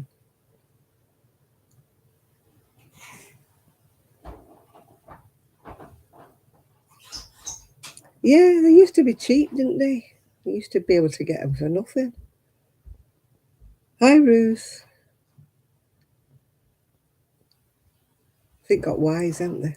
Everybody wanting cheaper cuts of meat and cheaper things, yeah.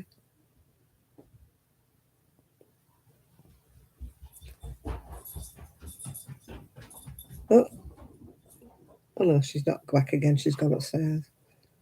Thought we were going to have her presents back again. Poppy was the best. Do you remember when Poppy used to come in? She used to stick her head right in the air like, here I am, everybody look at me. I miss that dog so much.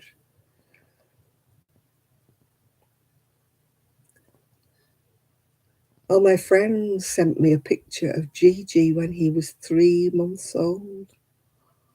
I remember him, he was so tiny. I remember them getting him, and they brought him across the road in a blanket to show me. And he was the tiniest little chihuahua, a tiny little thing. It would have been probably 3 months old when they can leave the mum into it, yeah. He was so tiny.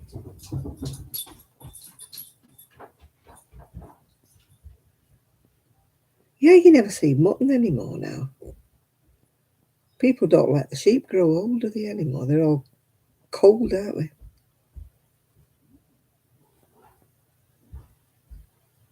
Yeah, there's no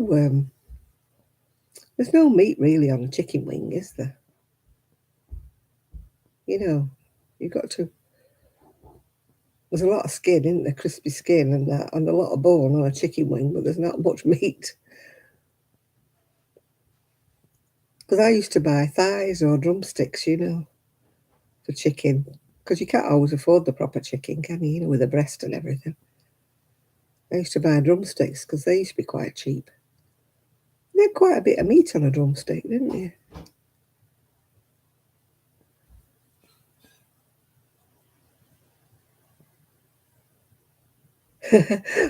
Must be massive big chickens then, Rick. Chickens the size of turkeys. I used to buy a turkey drumstick when I lived in Prestwich, yeah. Oh, God, yeah. You've got a habit. Well, I think everywhere does. I think America has a habit of pumping them full of drugs and chlorinating your chicken and God knows what else you do to your chicken.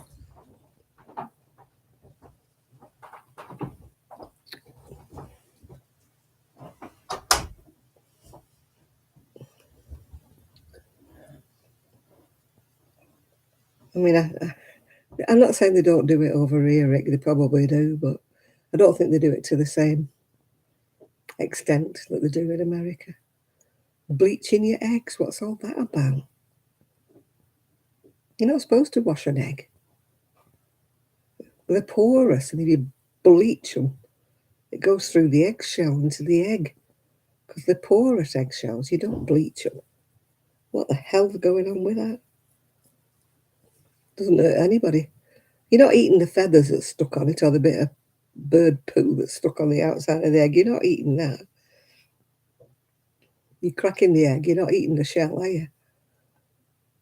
So I don't know why they need to bleach them.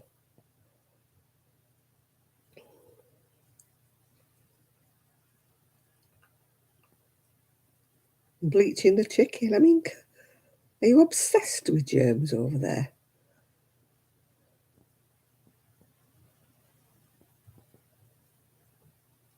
Gummy chicken.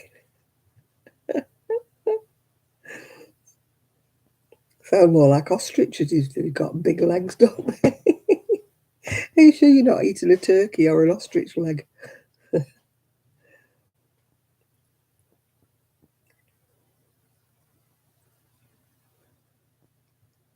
I was watching Broken Wood Mysteries today and I kept nodding off and nodding off.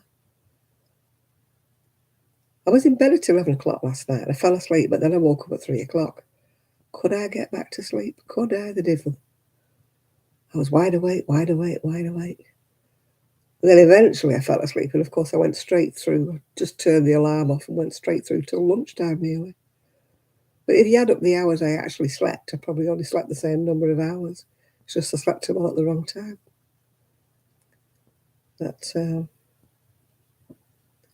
was having another strange dream last night, but I've forgotten what it was. I should write them down because when I wake up at first, I'm still in my dream, if you know what I mean. I'm still like, why have I woke up? Because I'm in the middle of my dream. And you try to go back, don't you, to where you were. You try to go back to sleep, back to your dream if it was a nice one. And you can't, can you? You can't pick it up where you left off. I'm like, no, no, no, I don't want to wake up. No, no, I want to go back to my dream. But I just can't remember what I was dreaming about. It was something nice. It was a nice dream. And then one of my friends said, I don't remember dreaming. She says, I don't dream. I said, you do. You just don't remember when you wake up. I think everybody's got the capacity to dream. I dream almost every night, yeah. Strange.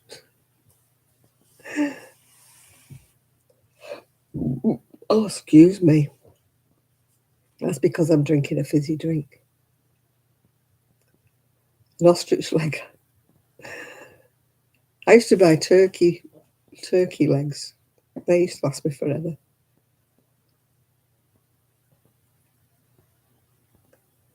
They were really, really cheap at one time. And I used to cook them like as normal. This turkey leg, it'd be about that big, turkey leg. And I would have my dinner off it, maybe a sandwich off it. Then I would put all the bones and everything in to make stock, so I could make a stew. I always used to use my chicken. I used to buy a full chicken. I always used to use the bones and that to make a, broth with a stew. What you call it? Like a base into it. Oh, my neck. A base that you make, where you can use it, can't you? Oh, I've done so many sleep studies, yeah. When you sleep with a finger thing on and your probe stuck on your head and the thing stuck to you. Yeah, it's probably all your crime novels you keep reading. And you have to stick that thing on, that monitors your heart rate and everything. And you have that thing stuck on your finger and attached to some monitor machine. And they say, go to sleep as normal. I mean, it's really hard to go to sleep, isn't it? Yeah, bone broth, that's it, Denise, yeah. It's very difficult to go to sleep with something stuck on your finger and something else stuck to your chest. And electrode sometimes stuck on your head. It's a bit difficult, really. Just go to sleep as normal, huh? Yeah, right. The worst is when they do them in hospital, because then you're fastened up to everything. They shave little bits on your head while they stick them. No, I don't crack the bones. I just cook them whole.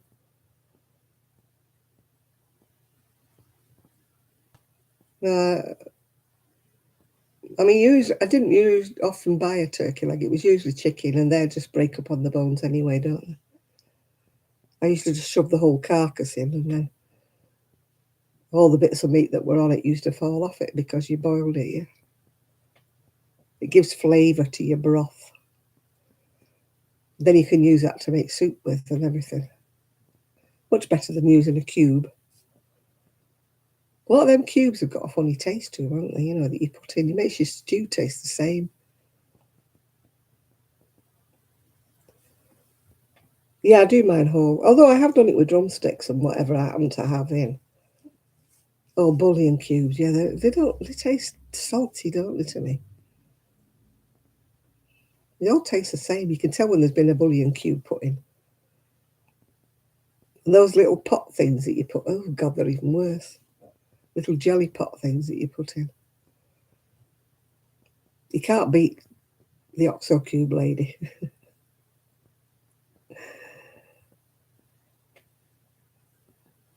Yeah. The Oxo Cube woman that used to put Oxo Cubes in everything. Linda Bellingham. Yeah. She used to make her gravy, didn't she, and stick an Oxo Cube in. My ex-husband was an Oxo Cube kid. He liked Oxo Cubes in everything. I couldn't eat my Christmas dinner at the Sheraton because there were new potatoes and they'd been boiled, and the vegetables, the carrots and the sprouts, they'd all been boiled without salt. Now, I know they were probably catering to the people who are not supposed to have salt in their diet, you know, people with high blood pressure, etc., etc. Mass catering, isn't it? But it was so tasteless. You can't really put salt on potatoes once they've been cooked. They don't taste the same, do they? You know, so I just left them. I cut into one and I thought, oh, I can't eat these. There's no salt. And the roast potato had never even seen the oven. It was just that pale and anemic.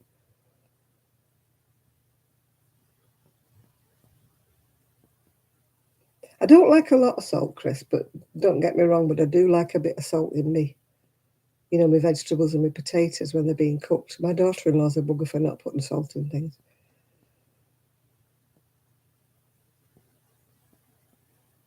They put too much herbs and spices and stuff in their things. Oh God, and they threw up yesterday. They made something, it was like pork, but it had peaches and pineapples in it. Ugh.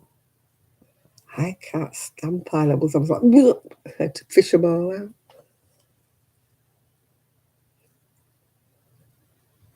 Yeah, you need a bit of salt and pepper, don't you, for flavour?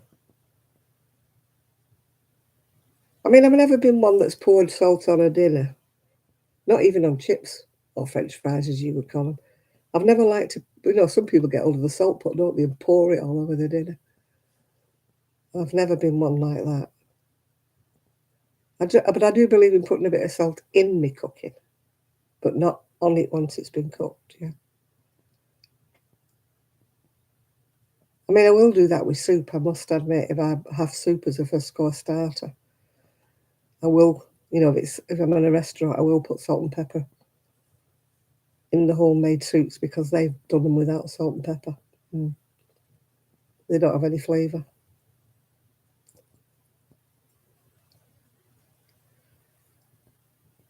But everybody's like, oh, isn't the dinner nice? And I'm like, no, don't like it. Maybe I'm just faddy, or maybe they just cook without salt.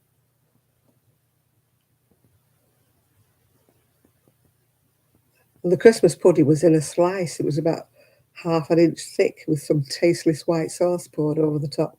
Give me some custard, for goodness sake. What's wrong with a bit of custard?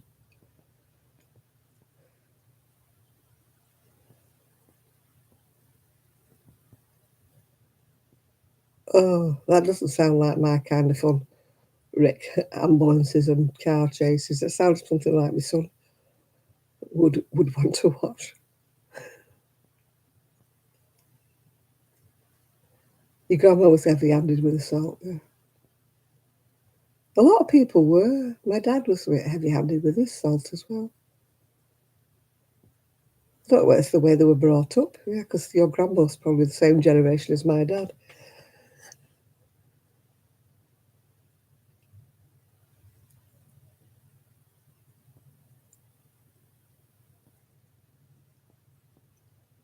Gosh, I only had 8 little pieces of chocolate and already it's landed on my stomach.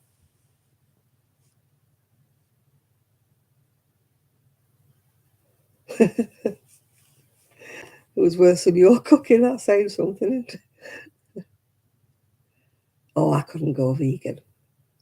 I like some vegetarian things. I wouldn't be a vegetarian, but I do not always want meat, if you know what I mean. But I couldn't be vegan. I'd miss my eggs and my cheese and stuff like that. They have that rubber cheese, don't they, if you go vegan? Mm. Yeah, I need butter. Butter, cheese, eggs, milk. You know, you can keep your plant-based rubbish. I don't like it.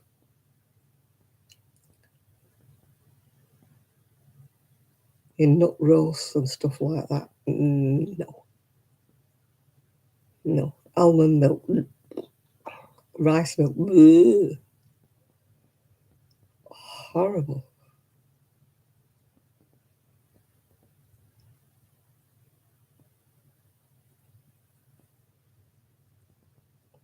And that's for tofu. Oh, blimey. What the heck is tofu? You might enjoy it, Jill, but I wouldn't. I wouldn't. Maybe it's different in the US, but over here it's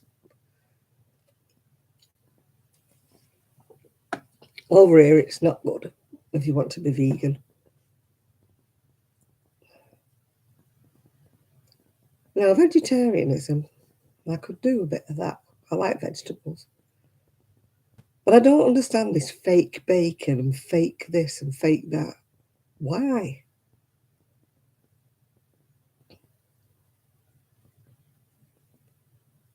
Is it different in the US, say?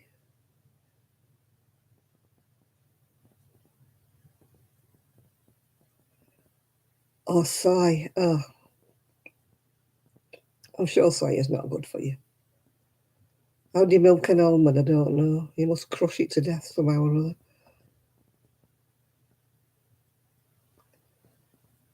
Yeah, I don't like fake anything. If you're going to make fake bacon, just do without it.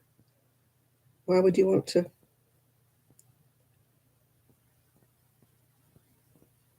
No, I could be as I said, vegetarianism I can understand because I do like veggies and stuff.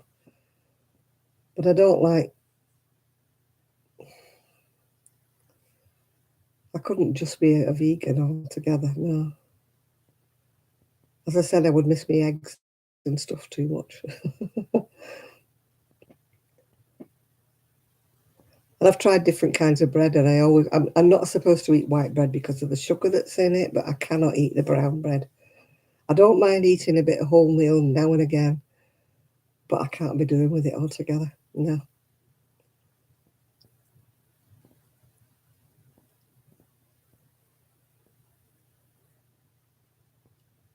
I don't.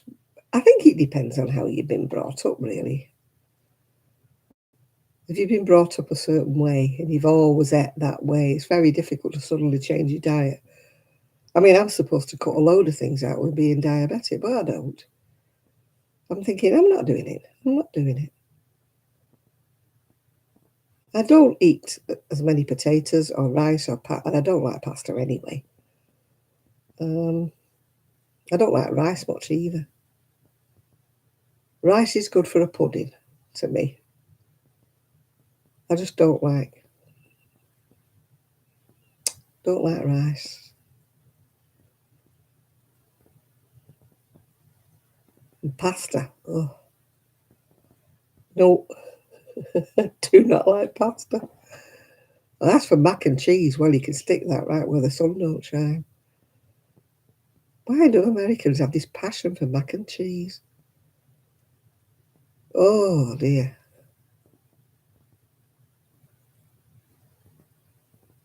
What is so special about macaroni cheese?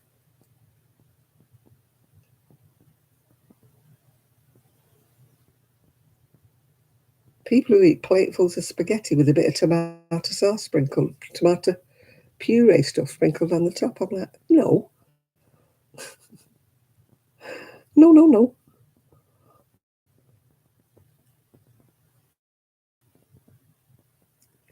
My friend's son used to eat his pasta raw. Chunk, crunch, crunch, crunch, crunch. How can you have plant-based butter? I'm not being funny, Jill, but what's it made out of? I can't eat margarine. I'll puke. Somebody's made me a sandwich with margarine. I could puke. I can taste it right away the minute I bite into it. It's like, oh, margarine. So how do they make a plant-based butter?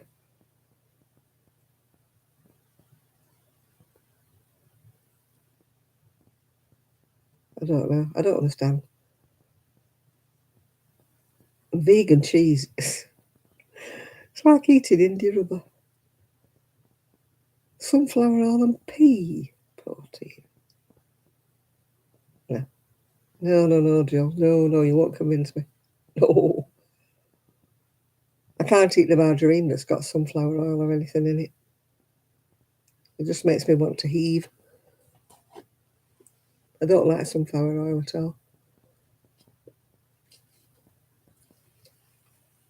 I was brought up natural. I mean, I must admit today they pump everything full of all sorts and it makes my heart sore. You know, when I think back to when meat was really meat, you say, and butter was really butter. It didn't have preservatives and God knows what else. We used to shop every day. You didn't keep things forever in the fridge. You didn't have sell-by dates. You didn't have cheese that went off. You would just go and buy a quarter of cheese when you wanted it. You wouldn't go and buy a blooming great pack of it. I eat a lot of things, Shad, but I don't like pineapples and I don't like pasta or rice or whatever. And I hate curry. Oh, hate curry with a passion. Mm-hmm. But there's very few things like in fresh fruit that I won't eat. No, if you enjoy being vegan, Jill, yeah, you be. You see, I can't eat nuts. I don't eat nuts and seeds. My daughter-in-law made some chicken one time and it was covered in bird seed or something. I had to scrape it all off. I can't eat seeds. And I hate nuts altogether.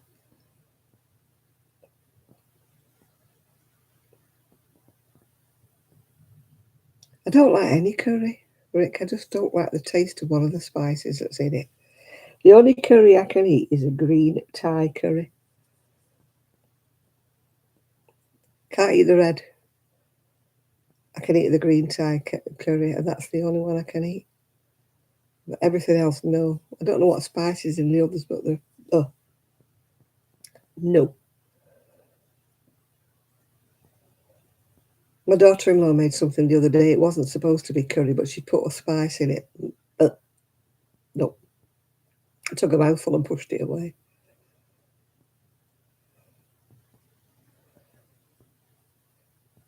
Margarine. My dad used to say it's one process away from wagon grease.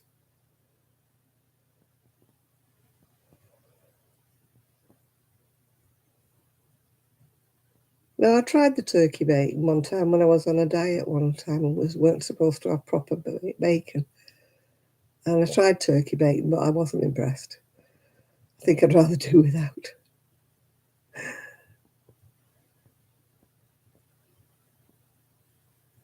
Zelda NRJ3, she drinks a lot of pho, whatever that is, or eats a lot of pho. You have a lot of things over in America that we don't see the light of day over here. A lot of things are like, I don't know whether they're from Mexico and places like that, but we don't get them over here.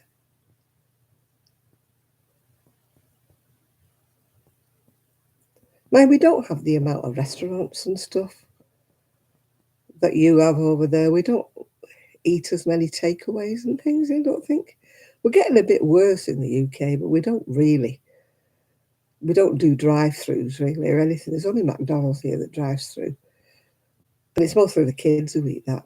Not adults don't really eat McDonald's a lot. They're not as popular over here, the fast food places. The younger ones maybe, but my generation, no.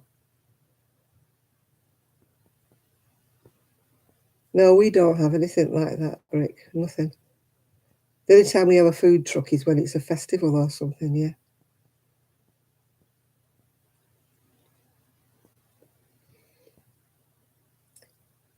England and, well, Britain eat far too much ready meals, I think, and ready processed stuff. We do eat far too much of that. But we're not into takeaways. We don't do drive through this and drive through that.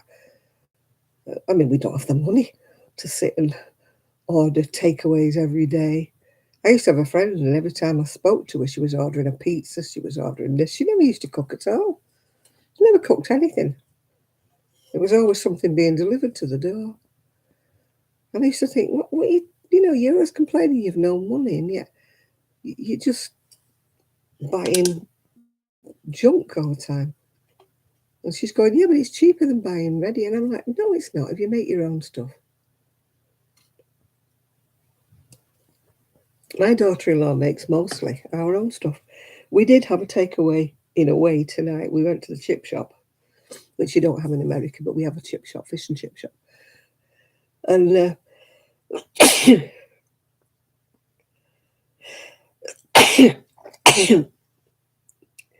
but that was, we don't have that very often. That was purely, I think, because my son had fallen and hurt his back, so they hadn't been shopping. They hadn't been food shopping because he couldn't move. He took the dog out, I think it was just about lunchtime.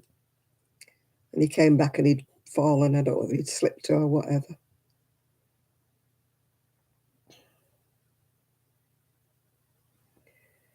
Yeah, we have a lot of takeaways here, but they are takeaways. You have to go and pick them up or they will deliver, but we don't have drive-throughs, anything.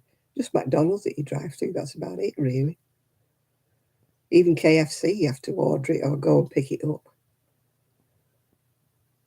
They do deliveries like Deliveroo and all these kind of places that do deliveries, but they do charge you for them being delivered. But normally we eat home-cooked meals here, normally. I did when I lived on my own, even. But I must admit, I was a beggar for getting ready meals. When you live on your own, it's so tempting just to buy something ready done. And there's a load of additives in. I think that's how come I started to be diabetic, to be quite truthful. When I stopped cooking for myself and I started eating all these ready meals. But now I just can't,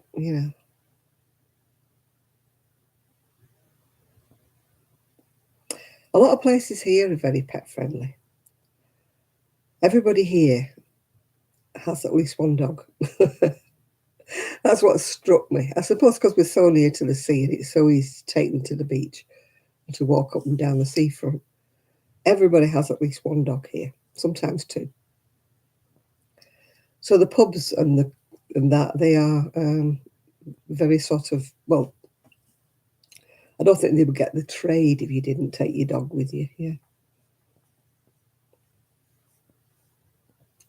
I mean, I must admit we don't often take the dogs, anywhere to eat or whatever, because Rosie's a pain in the neck. Yeah. They're going out tomorrow. I'm not going out tomorrow, but they're going out tomorrow. It's my step-grandson's birthday tomorrow, so they're taking him out for a meal. They've just asked me would I look after the dogs, because I don't want to go out. I'm not much one for restaurants. I don't mind as a treat now and again, but I wouldn't want to go. I mean, when I was with my husband, we used to go out maybe once a month, once every couple of months, for a Sunday carvery or whatever we would go. And we used to have an Italian restaurant we used to like going to. Again, not pasta. I used to like the, calzones and When I say I don't like pizza, I mean I don't like these pizza places, like, but I don't mind a proper Italian restaurant with a pizza. It's just a completely different kettle of fish than those so-called pizzas that get delivered to your door. They're just horrible. Yeah. But I will eat a pizza or a calzone.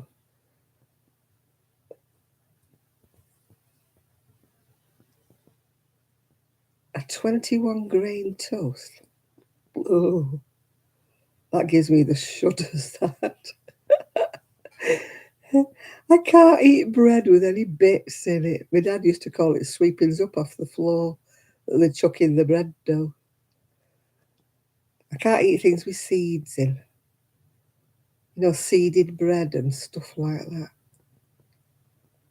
The only time I ever ate things with seeds in, there used to be a fantastic Jewish place in Prestwich. It's not there now.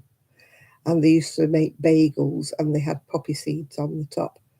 Their bagels were to die for. They were gorgeous, gorgeous bagels. And he sold the business to somebody else and they run it in the ground. It wasn't the same. And I have never tasted bagels anywhere as nice. Bagels in the supermarket are rubbish. They're like chewy. They're not nice at all.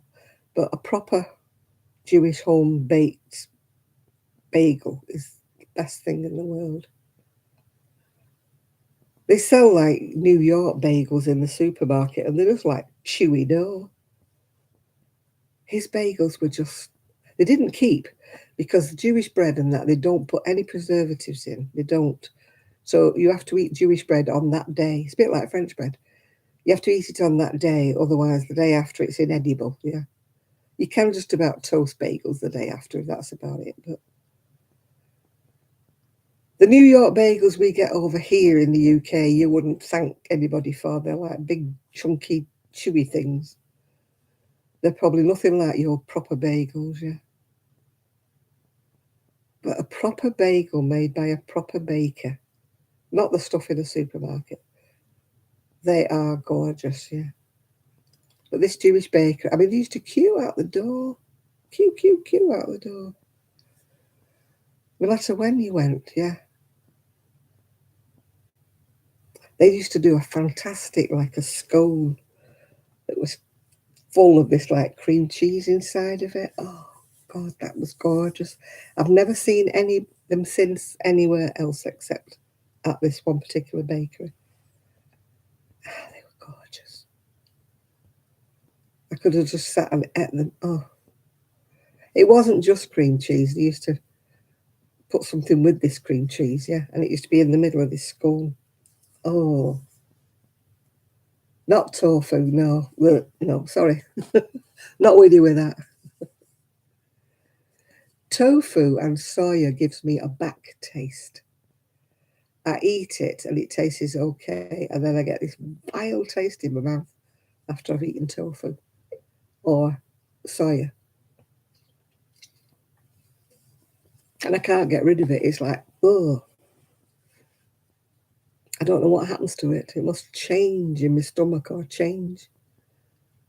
And it don't matter how many times I clean my teeth or gargle after eating it. Oh, it's vile.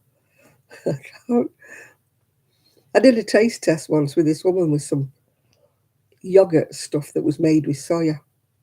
And she comes and said, well, to do this taste test of these yogurts, I took a spoonful and I went, it's made with soya. And she went, how do you know? Because they were blind tested. There were nothing written on them. I said, it's soya. She said, how do you know? And I went, I can taste it. And she goes, do you know, I've done a taste test with about 20 odd people today and you're the only one that said to me, that's soya. I said, am I right? And she went, yeah, you are right. It is soya. So I don't know why I get a back taste with soya, but I do. There's a couple of other things I eat and I get this back taste with. I can't think what they are. It tastes nice when you're eating them, and then about half an hour later you think, oh, what did I eat that for? Ugh.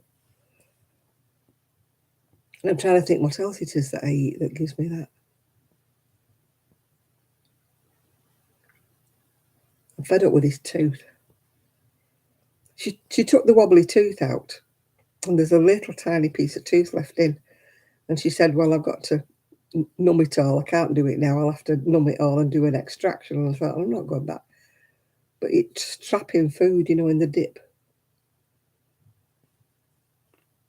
On my tree, my flashy tree. Woo!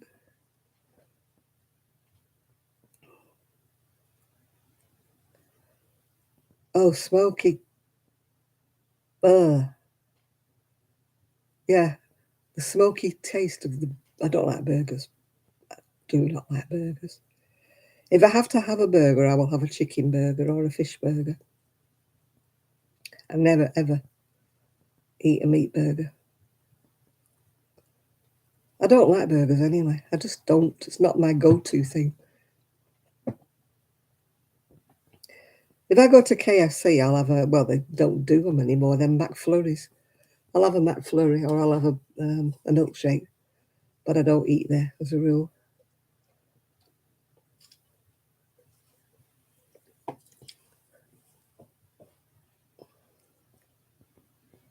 Yeah, I'm not a fan of any kind of beef burgers.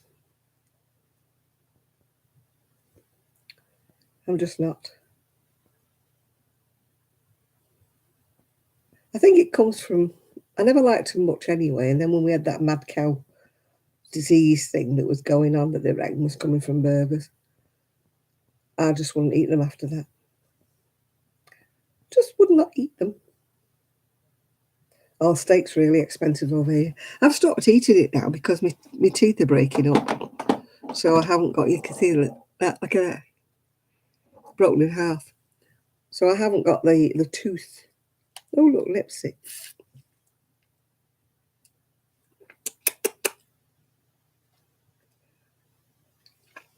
I just found my lipstick. One of them.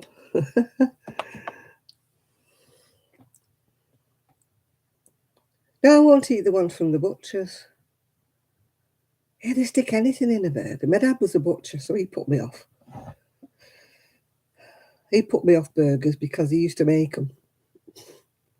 And it was kind of anything that was on the floor or practically left over that they used to stick in the burgers. It was never the best of meat of anything, you know.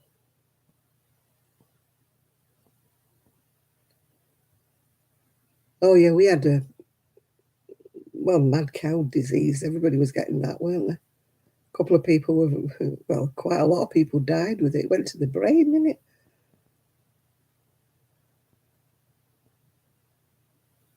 Tesco's horse. Oh. I ate horse once accidentally in Greece. I didn't know it was horse, otherwise I wouldn't have eaten it. I remember eating this stew in Greece somewhere and saying it tasted a bit funny. And then it was way before Greece was commercialised. We went to a Greek island back in the whatever. Yeah, Nathan's around here somewhere, Jean. And it was back in the day, and somebody had asked what it was, and it was actually a horse.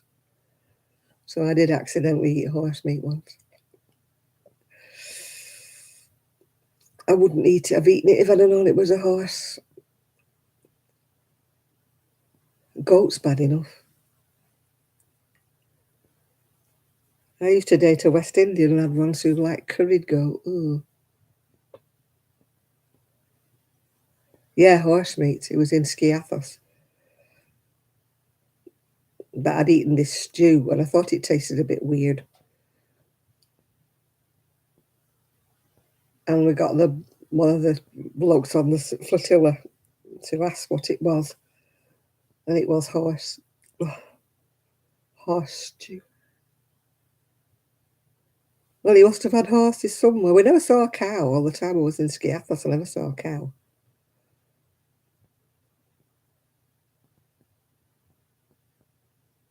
Well, it might have been a donkey then, but they just said it was a horse. So it did taste weird though. Yeah. But when we went to Skiathos, it was way before any tourists. Yeah, there was no hotels, there was nothing. all the the big beaches and that are full of hotels now, are full of lounges and sun lounges and stuff. There were nothing like that when we went the first time. Nothing like that. Just trying to think when it would have been. My son was born 69, 79. It would have been about 1980, I think, the first time I went to Skiathos. And it just was not touristy at all. Yeah.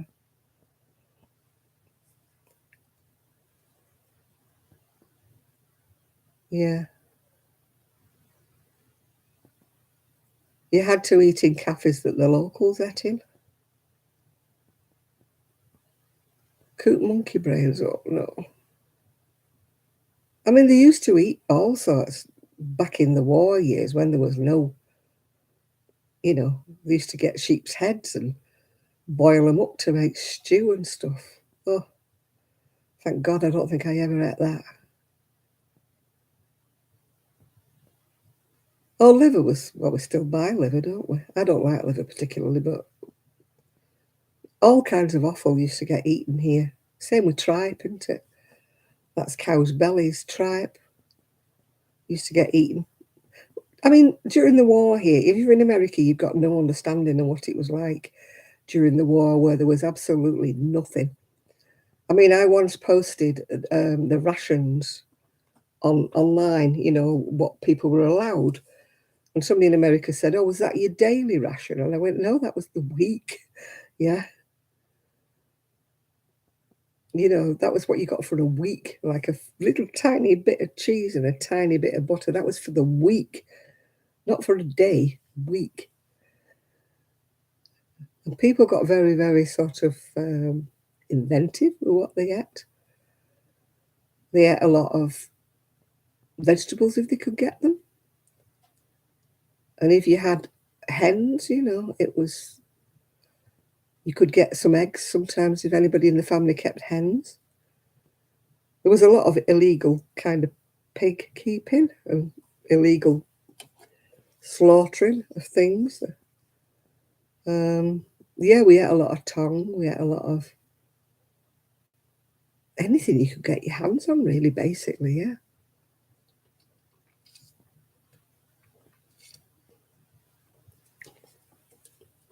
Yeah, there was a lot of parachute silk made into wedding gowns. That's why people who got married during the war, if you noticed, they got married in a suit. If they got married in a wedding gown, it was just usually one that had been handed down from their grandma or something and altered to fit the occasion. Of course, there was no fat people back in the day. Well, hardly any. Everybody was slender because there was no food about. There was no obesity then. Everybody was a lot healthier because they didn't eat much. You would make potato soup, like just potatoes made into a soup. That was what you would eat, or lots of porridge and things like that. Because sugar was on a ration, you couldn't get sugar. I mean, I think I was about 5 or so before I saw a banana. I didn't even know what a banana was. Same with an orange. I didn't see an orange till I was about 5. There just wasn't any to be had. You'd get rhubarb or battered up apples off a tree that got full of wormholes. You had to cut the wormholes out. People are too faddy these days. They don't know what it was like to have no food.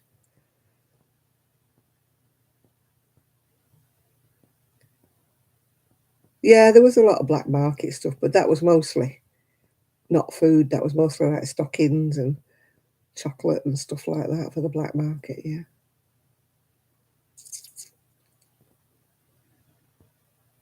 My dad was really sweet tooth with his sugar. So he used to trade little bits of meat of stuff that, for sugar.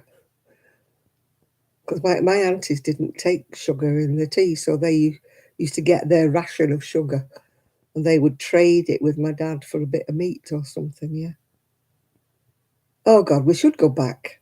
We should go back to, not rationing, but the thing with rationing was it levelled everybody out. It was difficult, it was hard, but it didn't matter how rich you were or how poor you were, you got the same amount of rations given to you by coupons.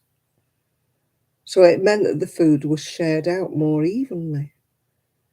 You know, people who didn't have money were getting the same amount of food, if you know what I mean, as people who had loads. I mean, I know the loads of money, they were doing black market and stuff, they were buying stuff. But it did level everybody out a lot. You know, people were a lot more sharing with what they actually had. If you had an orchard and you had lots of fruit, you would share it with your neighbours or trade it for, if they had eggs, for example. You had the fruit, they had the eggs. It was a lot more. And there was definitely no fat people. Anybody who was fat was up to no good, if you know what I mean.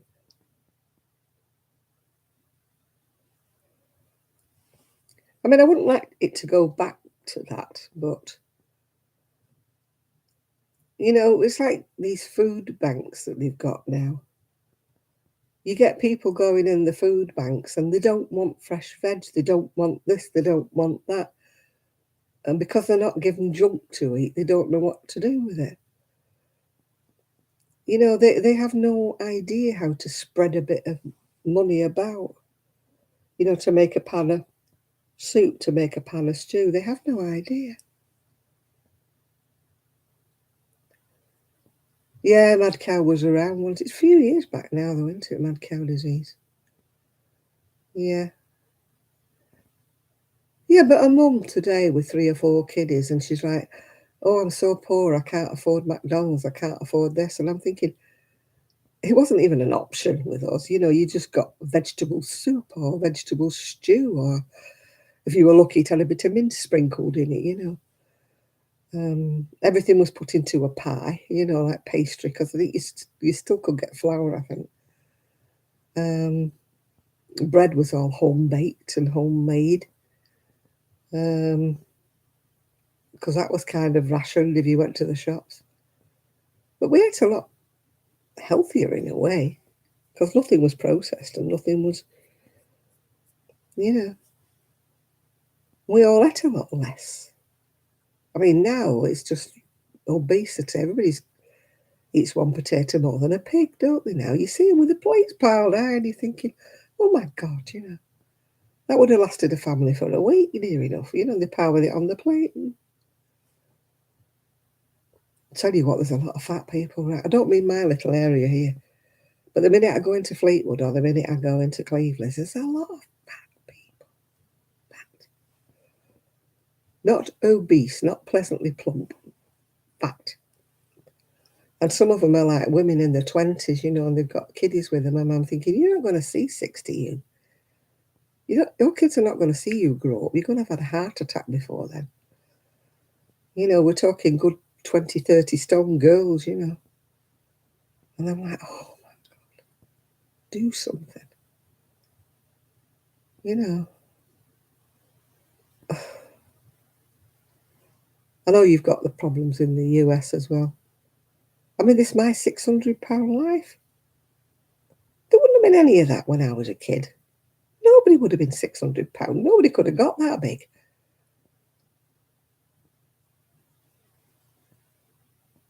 Oh, I saw a thing, that great big woman off £1,000 sisters. She's got married. And her husband's as big as her. And I'm like, oh, it doesn't bear thinking about, does it? She's going, you can call me Mrs. Such a Body now. I've got married. And I'm like, oh, my God. No.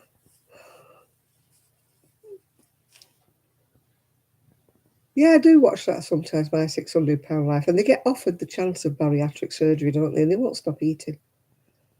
They're there in the hospital, on the telly, on the phones, aren't they, ordering massive, massive takeaways to be. You know, if I was in that hospital, I'd go, whoa, you're not coming in here.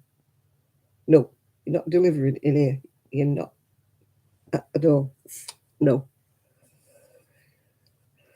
You know, security at the hospital should ban them from coming in the house, coming in at all. I don't care who you're delivering to. You're not coming in.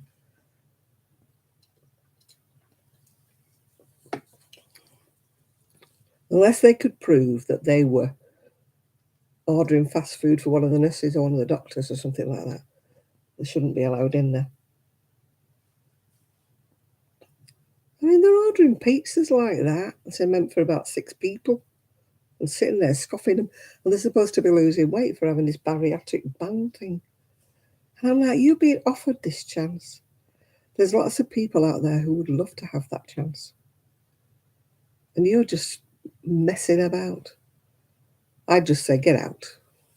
Get out. If you've got to start scoffing and eating behind people's backs, get out. So you've got to die so tough. Go away and die, yeah. I would be very tough with them. I wouldn't be giving them second chances, third chances. They'd be out of their ear hole. If you want to eat yourself to death, be my guest. Off you go, dear. Bye-bye. Don't let the door hit you in the back. But no, it's so PC over here. You're not allowed to say. They're not allowed to say the word fat over here now. My GP, when I was a lot bigger than I am now, he said to me, you know, you are verging on the obese. And I said to him, you mean I'm fat? And he goes, I'm not allowed to say that anymore. I said, well, I'll tell you, I'm fat. I said, and I'll tell you straight, I'm fat. And I need to do something about it. All this pussyfooting about calling me obese.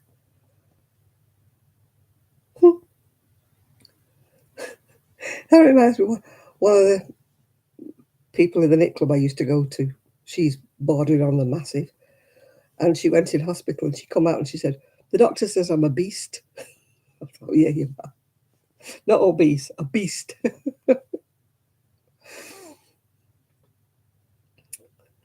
Oh, dear. I should lose more weight. I really should. It's like pot calling kettle black, isn't it? I really need to lose a few more stone or quite a lot of pounds if you're in America. It would be better for me. It would be better for my back. It would be better for my hips and my knees. And I know it would. But I'm not in denial, if you know what I mean. Yeah, I know I'm too fat. And I'm tiny compared with a lot of people.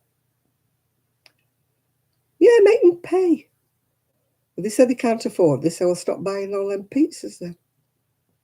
They must spend a fortune on takeaways and pizzas and food and stuff that they're stuffing down their face.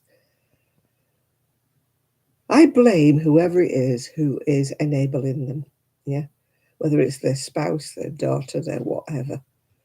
And they're saying, oh, he or she gets really vocal, very noisy, very whatever. If they don't get what they want, they get nasty.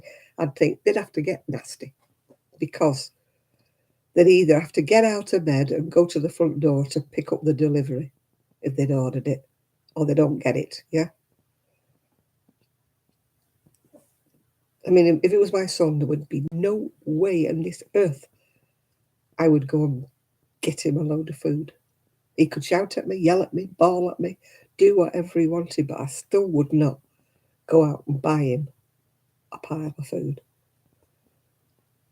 If he goes out himself and buys it, I can't do anything about it, can I?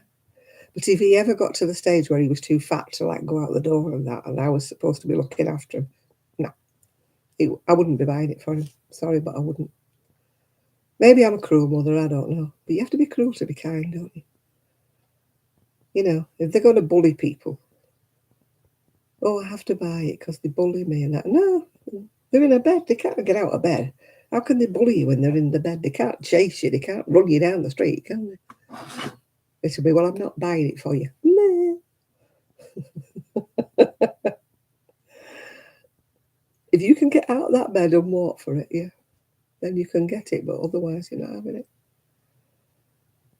Oh, Jill, I wish I had enough enthusiasm to start a new project. I'm just not enthused about anything. Or you could say please all you wanted, Nathan, but you wouldn't get it off me. You might get a drink of water or an apple. But you wouldn't get burgers and pizzas off me, would you? The hell.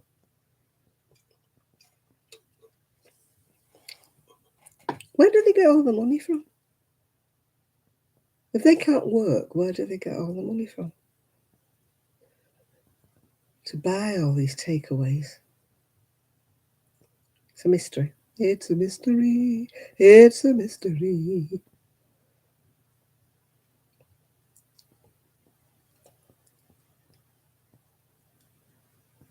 Oh, it's a dress, actually. It's a dress. It's a dress. It's got a belt round. And it's a long, long, long, long dress. Not my colour at all. I need enthusiasm to finish them and to start them, Joe. Grey is not my colour at all, Rick. I don't like grey. But this was a gift, so I do wear it from time to time. Yeah. I need enthusiasm to start something as well as finish something. I've been doing a campfire type cardigan. I've never seen Frozen either. I think my great grandchildren have seen it. I've heard the songs, of course, because everybody's heard the songs, haven't they? Let It Go, and all that jazz. But I've not actually seen it. Probably won't either. There's a lot of things I will not see. And thankfully, I don't have Netflix, so I don't have to see Ginger and Whinge. So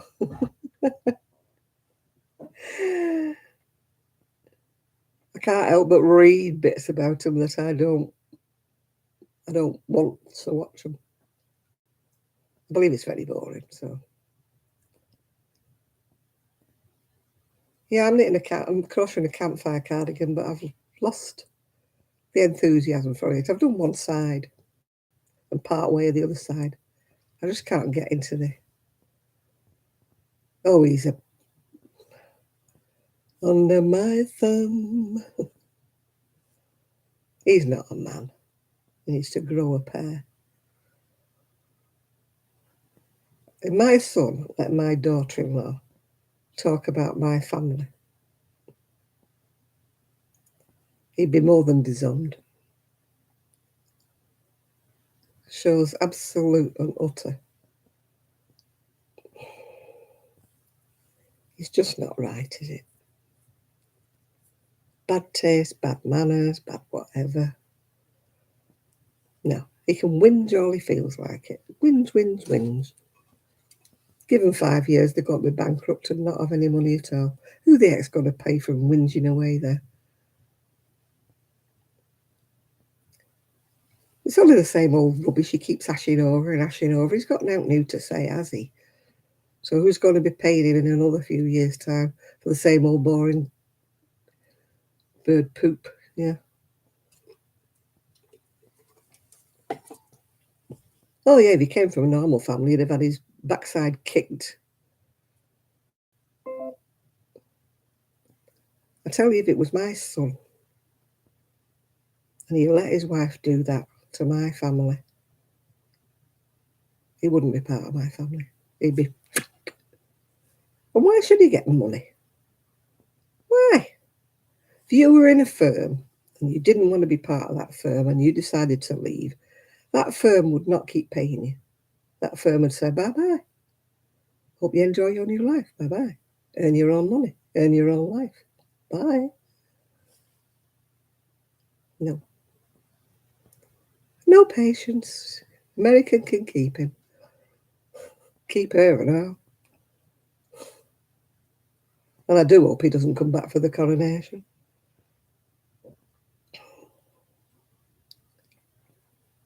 I hope somebody chucks something.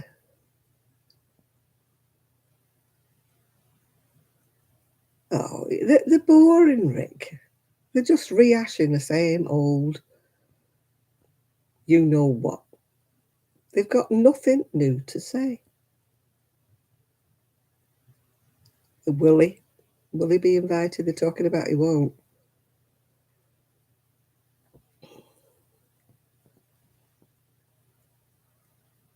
He only wins when he comes. What's the point? Whinge because he's not allowed to wear his uniform. Whinge because she's not been treated like a queen. Whinge. I hope they don't come.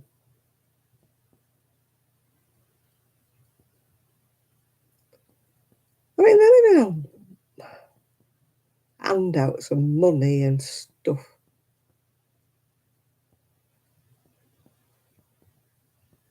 Yeah, but the Obamas aren't dishing dirt on their parents, are they?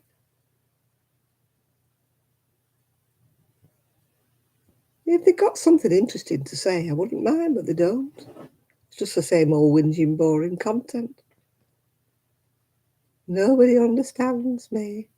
Yes, they do. They understand me far too well, dear. That's the trouble. No, they don't. You don't go on. Unless your mother or your father was an absolute mass murderer or an axe murderer or something, you don't go on TV dishing dirt on them, do you? You just have respect for your parents, respect for your grandparents. And that's what I don't get. I don't get his lack of respect. It's not the way he was brought up. And I just don't get it at all. And I won't be watching him, and I couldn't care less. And I try not to watch anything on the television. Try not to listen to him discussing it, because why give him airplay? Why give him the? Why give them? If you just ignored them, they'd just go away. If people stopped making a fuss about them and all that, then they wouldn't be able to do it, would they? They'd just fade into oblivion. Yay! So please don't watch it and don't buy the book. Don't put money in their pockets. It'll be in the second-hand bookshops soon enough. It'll be in the library. You don't need to buy it. Why put money in their pocket? That's my... If I'd have wanted to... I don't want to read his book anyway. I don't care. I'm not that interested. I'd far rather read one of Joe's books, a mystery... a mystery whatever books. I'd far rather read one of them, Joe.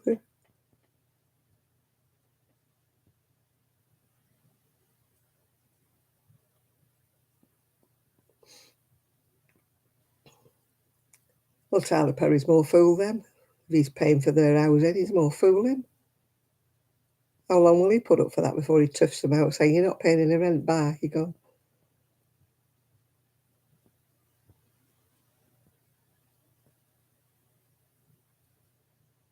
We've got money. The Queen left him money.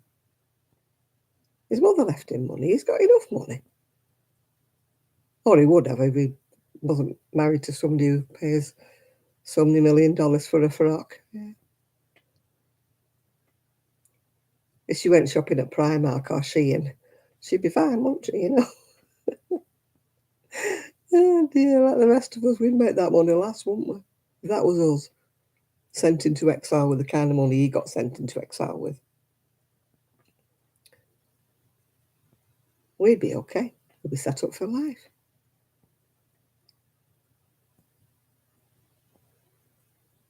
Oh, he should. He should take the titles off them. If you don't earn them, you don't want them. You're not going to use them, and certainly don't give them kids anything. They're never going to be royalty, are they? I don't care.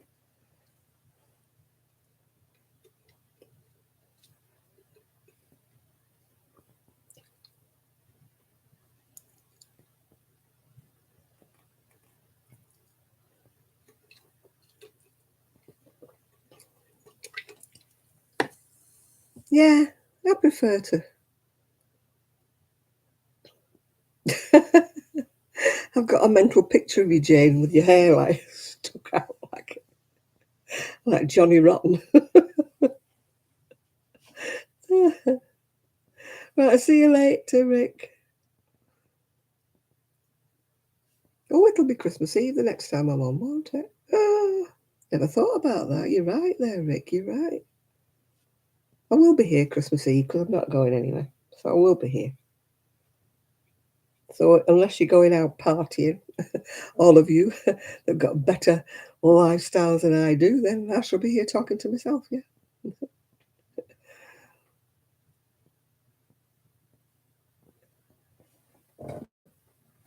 Oh, you're right there. Seaside Mum, they definitely are.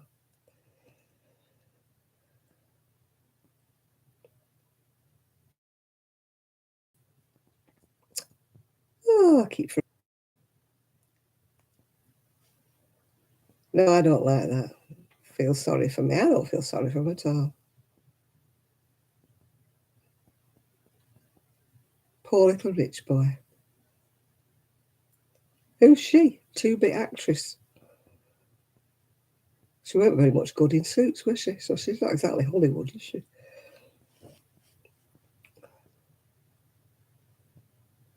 I don't think they're going to be falling over themselves to offer her a film. She couldn't act in the last lot.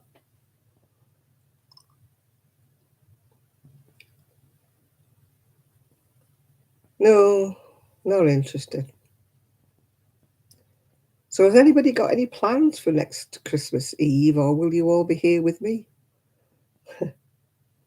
Or have you all got whee things to do? Party time. If you've got little kiddies, I suppose you'll be wrapping things up, won't you, and doing things.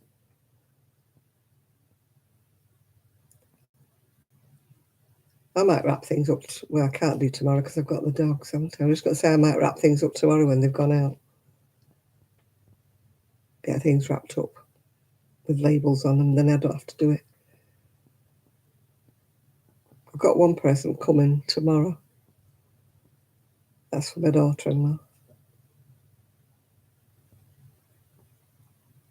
I've got something coming Monday, but that's not a present. It's just something for me. I bought my sons, bought my ex-husband and his bird. I bought one thing for my daughter-in-law. I've got two things for my son. Actually, I've got three things because I've got a bit of chocolate in there. I usually get him a bit of chocolate. It's a standing joke with my son. He always has a chocolate orange and a Toblerone. I think if I didn't get him that, but I usually buy him some socks or something. But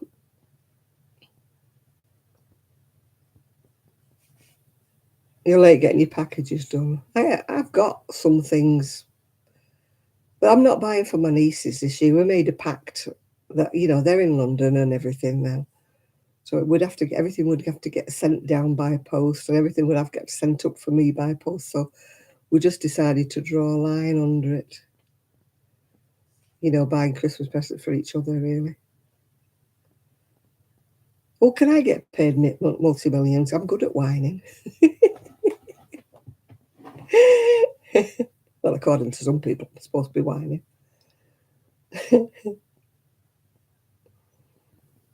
Yeah, we could do a competition, couldn't we? Who can whine the most?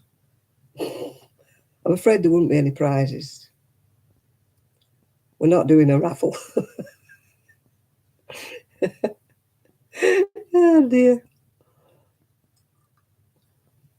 Let's have a Christmas Eve wine night. Not that kind of wine. The whinge and wine night. We could have that, couldn't we? Let's all have a whinge. Christmas bar humbug. Let's all moan. Oh, dearie me.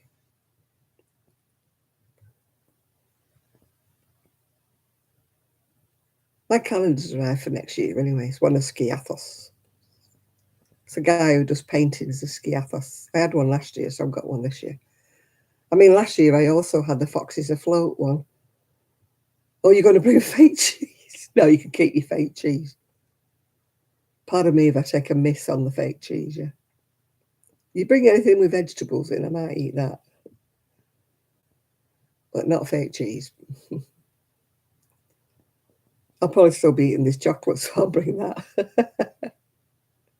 This chocolate will take me a week to eat it. I'd send a bit to Chris, but I can't do. I mean, the post's on blooming strike. I think they're on strike again next week, aren't they?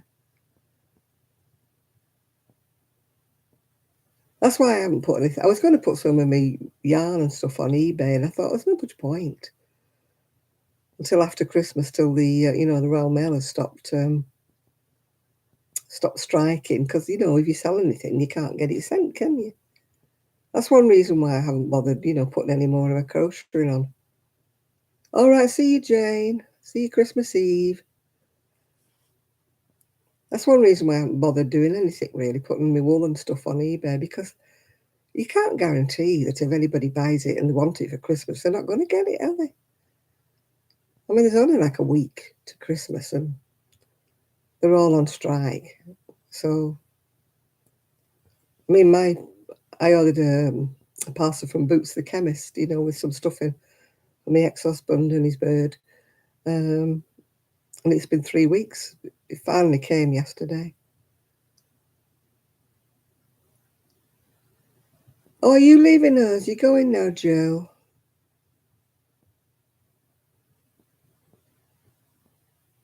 Well, we haven't. Well, we've got Every. It used to be Hermes, but it's Every now. They're rubbish, I believe. Our Every driver is very good around here, I've got to say, but everybody else in the country has been having a lot of trouble with them.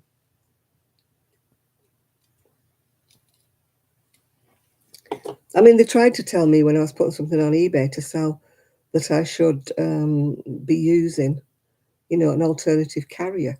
But the alternative carrier what they wanted me to do was like £6 or something. And I thought, I can't charge somebody £6 for postage.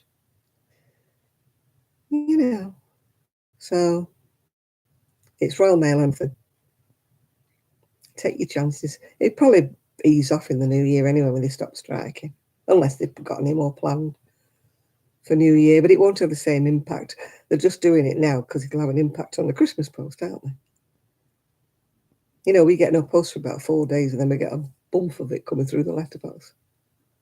It was like that yesterday, was it? The day before, we got a big shed load of Christmas cards and stuff. I mean, one of my birthday cards arrived I think it was 2 weeks late, yeah. One never arrived at all. I don't know where one went. And I know she sent me one, but it never arrived. It wouldn't have had any money in it, so it was all right. I don't know where to put my Christmas cards, actually. I don't want to put sellotape on the glass of my units or anything. I've got a pile of Christmas cards and I just don't know where to put them. I'll be there with a razor blade trying to get the sticky off the glass if I stick it on there. Oh, we could have a series, have a wine, whinge and moan. A wine, whinge and moan night. We could all have a whinge. I mean, some people make a fortune out of whinging, don't they? Every time I turn the channel on YouTube, I'm thinking, oh, God, what they're moaning about. Yeah, people watch them. People must like listening to them moaning. You think what they're whinging about now. If they made a happy video, I'd think I was on the wrong channel, Oh, dear.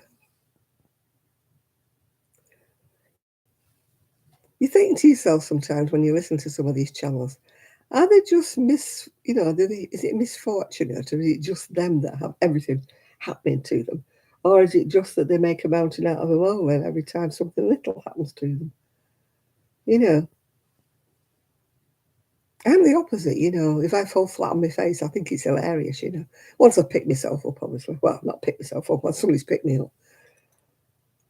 I'm the kind of person that can laugh at themselves, even if I've hurt myself. It's like, well, you're a fool, aren't you? You know. I don't do 4 videos going, oh, woe is me, oh, whoa, whoa, whoa. I just think it's hilarious when I fall over. Kind of knock myself out and done all sorts of things, and I'm just like, guess what I did, stupid me. I just banged my head and knocked myself out, and yeah. Life is what you make it, isn't it? You can either enjoy being it or you can put up with it. I just put up with it. As my dad used to say, there's a lot of people out there who wish they were you, John.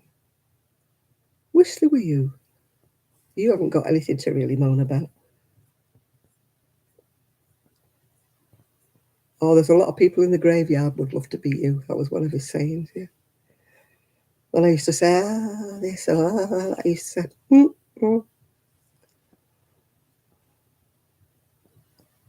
I got stopped in my tracks by my dad. Whoever I was having a woe with me day, he was like, oh, give over, we can stop that right now. Stop feeling sorry for yourself, stop whinging. I mean, if I was desperately, desperately ill or I was in hospital or something, yeah, then he would have sympathy for me. But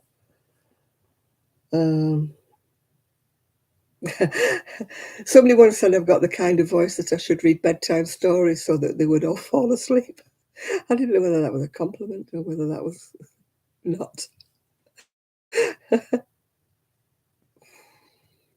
I do have the kind of voice that's very soothing to animals. Babies don't like me. Not little babies anyway. They just yell. The minute I pick them up, they just scream. It doesn't work with a newborn. Definitely doesn't work. And yet, if I have a little kitten or a puppy or a dog or even a budgie or anything, they think I'm wonderful. Yeah, I've got that knack with an animal. I think I'm an animal whisperer. Yeah. You know, you're going to make for dinner. Oh, right, well, make something nice. I'm going to be going in a few minutes anyway. I never stay on past midnight. It's getting up that time. So enjoy yourself, Seaside Mom, and hopefully, maybe we might see you Christmas Eve unless you've got other plans. One never knows. Maybe I'll have got my mojo back for doing some crocheting by then. Not even knitting. I did find a nice little Aaron dog coat.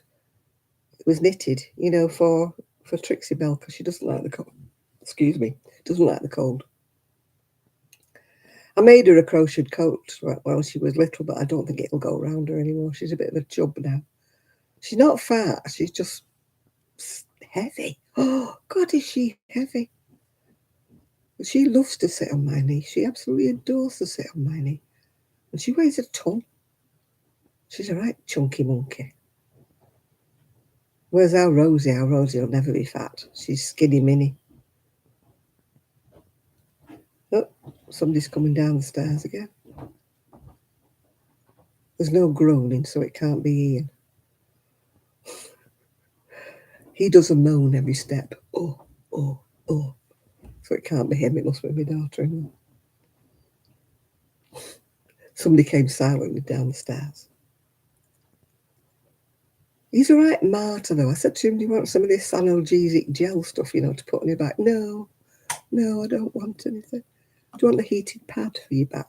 No, I don't want anything. I think he's a martyr. He just likes to go, every time he moves, Any other sane person would rub the back, wouldn't they, with some analgesic gel, take a couple of painkillers and lie on a heat pad. I think he just enjoys moaning. He is his father's son. That's the only bit of his father he's got. Whinge. Whinge and moan. Yeah, that's the only bit of his dad he's got. He doesn't look like his dad. You're late again, Lydia. I'm just going. I just said I was going in a few minutes, and here you are, Lydia. Come on, where have you been? You got a note? Have you got a note explaining why you're late? You just barely made it, you're right. I'm going in a minute, yeah. I just said I was going at midnight, yeah. It's 2 minutes to midnight here, and I'm like Cinderella. I need my bed when it gets to midnight, yeah. So you could all carry on chatting. Somebody else could do a live. You could take over from me when I leave, Somebody else could do a live. Take everybody over to another channel. Why don't one of you do it? Like, as I finish, why don't one of you do it? Oh, we've had no squirrel raid today, haven't we? No squirrels have been on today. We've missed them all. Yeah, somebody on here start a live and invite everybody over. Just because I go to bed doesn't mean the party has to stop. Oh, another time, Rick, yeah. Yeah, any one of you could start. Switch your camera on, do a live, and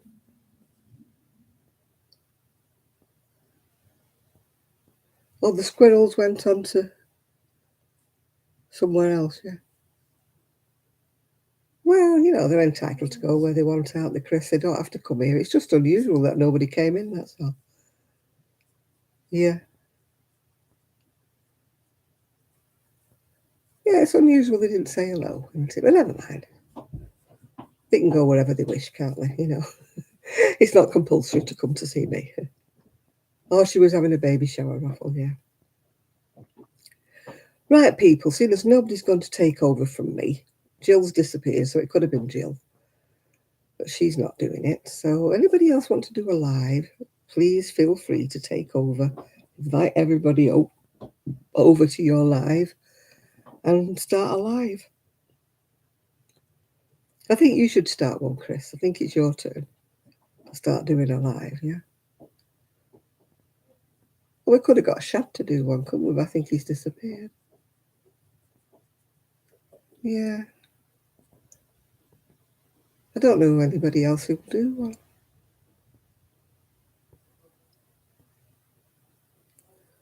Oh, you're on your move. You're not doing it now, right? Well, you gotta hurry up and move then, haven't you, Chris? You better hurry up and move. Is it on the plans for the new year? Is it? I hope it is. You can join Shad. Oh, you're half alive. I know the feeling, Shad. I know the feeling very well. I'm only half alive myself, love. You could do a live, couldn't you, Shad, when you get yourself sorted with your internet? When you get your hotspot found? You could do a live when I go off, yeah. Oh no, we all can't wait to see Shad's little house. Hmm? Can't wait to see pictures. Photos. You have to get Jill to show you how to put some photos on Facebook. Then we can see your little house. You know, while it's all nice and new and tidy. I'm not suggesting you're untidy, but you know what I mean. While it's all nice and new and tidy. I mean, it gets a bit battered when you've been using it for a bit, doesn't it? You know, it'd be nice to see it all new. Yeah. Yeah. Anyway, people, thank you all very much for your company, and I am going to beddy bows now. I've fallen asleep twice watching the telly, so I think it's time I went to bed. Yeah. So thank you all for coming, and we will see you next week, even though it is Christmas Eve. I will be here. So bye, Lydia. Try and get here earlier next week, love. Yeah. Then we won't have to cut you off without a shilling. Okie dokie. Bye, everybody. Bye now. Bye.